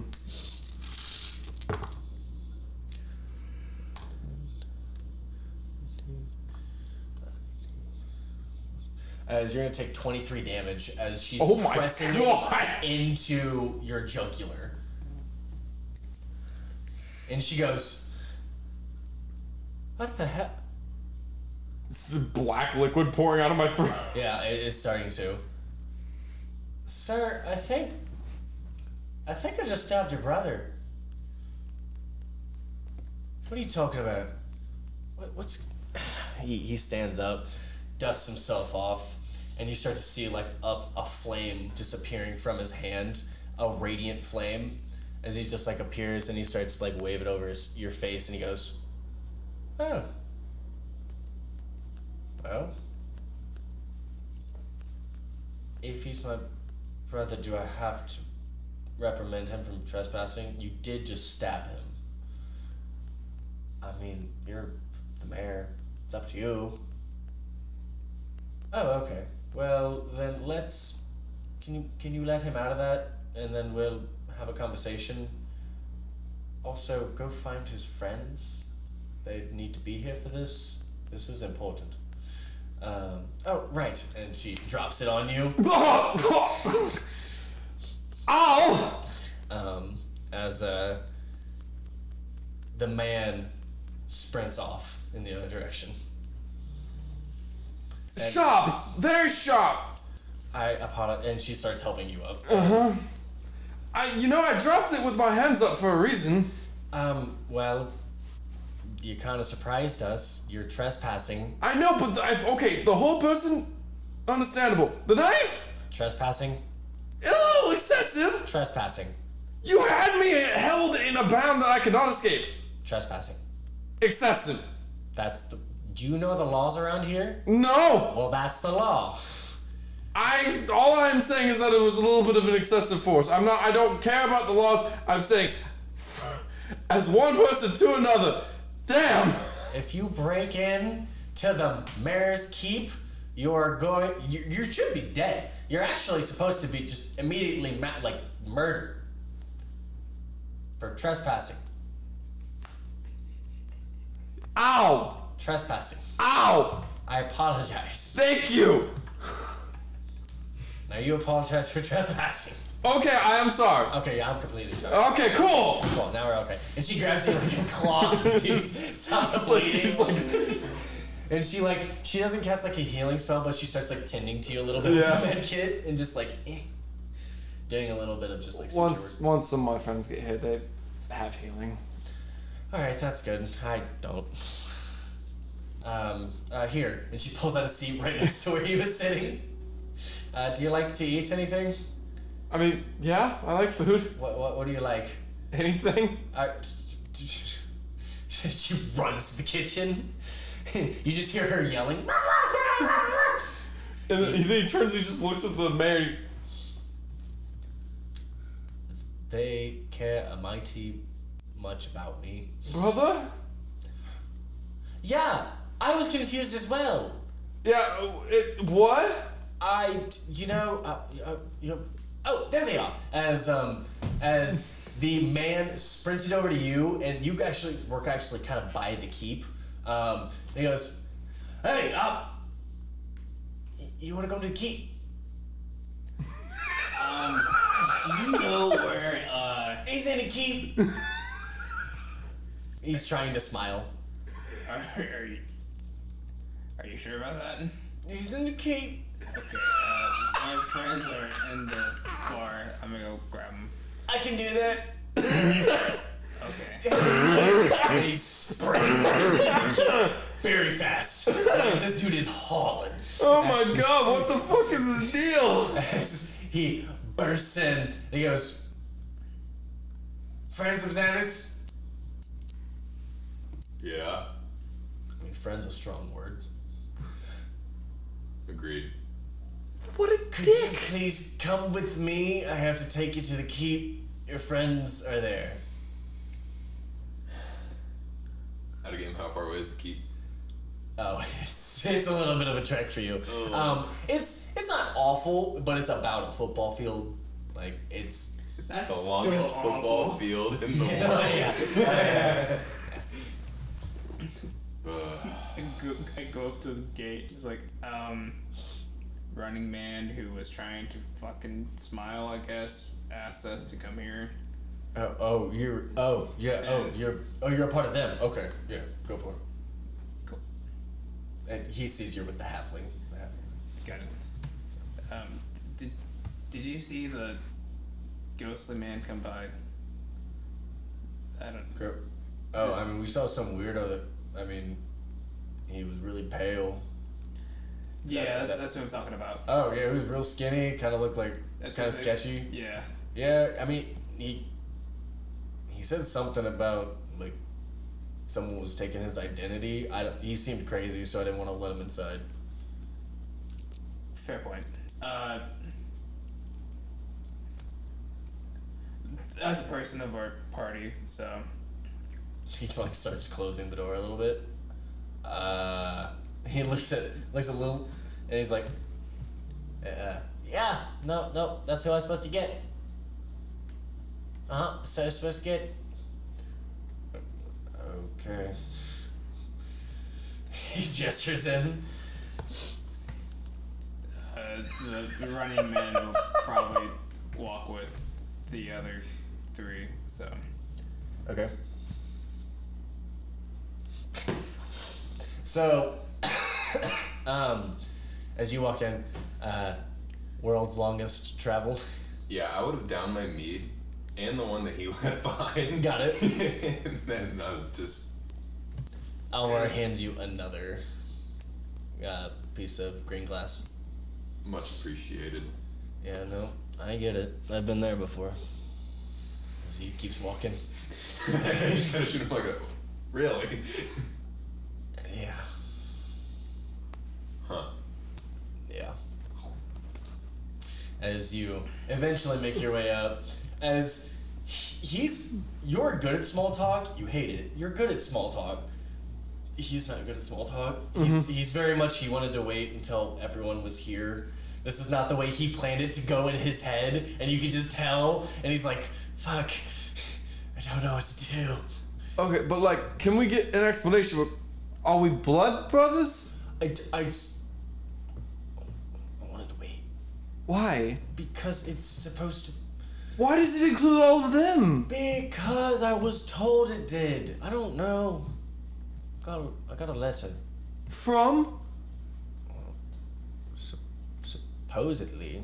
And as DeGale walks in, he goes, "Oh, hello. Have a seat." How did you get in here? I broke in.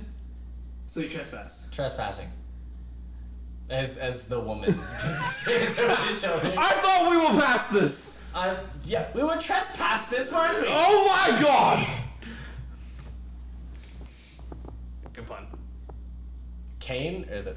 Yeah, okay. Okay. It's like she probably... Sorry, no, like, voice came out to go, but like... You're good. So wait, she grabs a seat for you to sit. Much appreciated, but why would you trespass? Look! Everybody looked at me like they knew me, which typically does not go well for me. So I thought some shady shit was going on. Then I asked the homeless lady what was going on. She said I looked like the mayor. So I came to the mayor's house, tried to get in the front door. They said no, I broke in. So when people... And what's going on Wait, with your okay, you can't yell at me if you're gonna say that every time people look at you and they recognize you, you're bad news if you trespass on the first obstacle. What are you speaking of? What? Boldias Okay. walks in as you. Oh, shh, Claudia, shush. Welcome. Remember your fucking name. What? I'm gonna remember your fucking name. You better. Have a seat. Sorry. Gladly. Yes. Claudia, help him. And she pulls out your seat, and grabs like an extra cushion before you get there, since it takes you a little bit. Grabs you an extra cushion, lets you sit down. Do I recognize that Zanus and the... They kind of look similar. Okay. Yeah.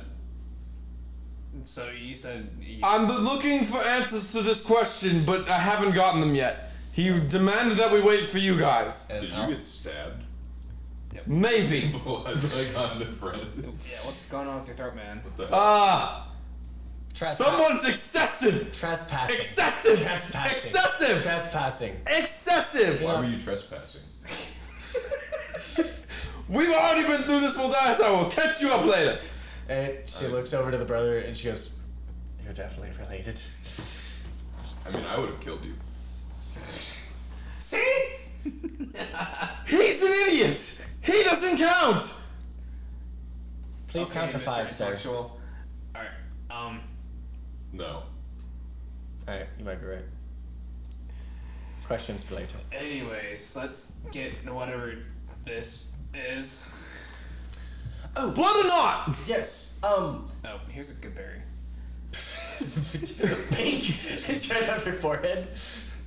Yeah, Vigil. Oh, I was sitting down. Okay. He runs all the way. He could have went the short way around the mirror, but he went all the way around the table to get over.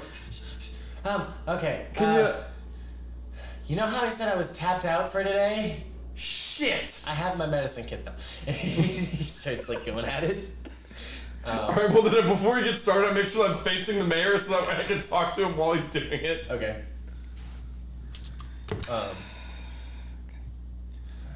So Vigil's starting to do that. Okay, well, welcome. This is not the way I planned this to go, but I wanted to welcome my supposed half-brother and his adventuring party to Etoile. Congratulations on crossing the bridge. I just wanted to bring you all in and kind of show you around everything and show you. You're free to stay here in the keep if you like. I didn't really plan for this too well, actually. Just more excited about the prospect. You all look like hell. I am so sorry. Is there anything we can do? Fine. It's just... exhausted from riding a. Yeah, that's what it means. From exhaustion to battered and bloodied. Yeah. I look comparatively fine to them two. Oh yeah. But Half. yes, it seems that we have the same father. And on that, we are gonna end tonight's session. You rat motherfucker! We'll see you all next time. Maybe we'll figure out what's going on with Xanus' brother. We may figure out what happened to our Mr. Deadman, who's alive still. And you know, you can still be chilling. I need to make sure that I have the bracer on So, before I go to bed. thank you for joining us. Keep reading. Have fun. Stay intellectual.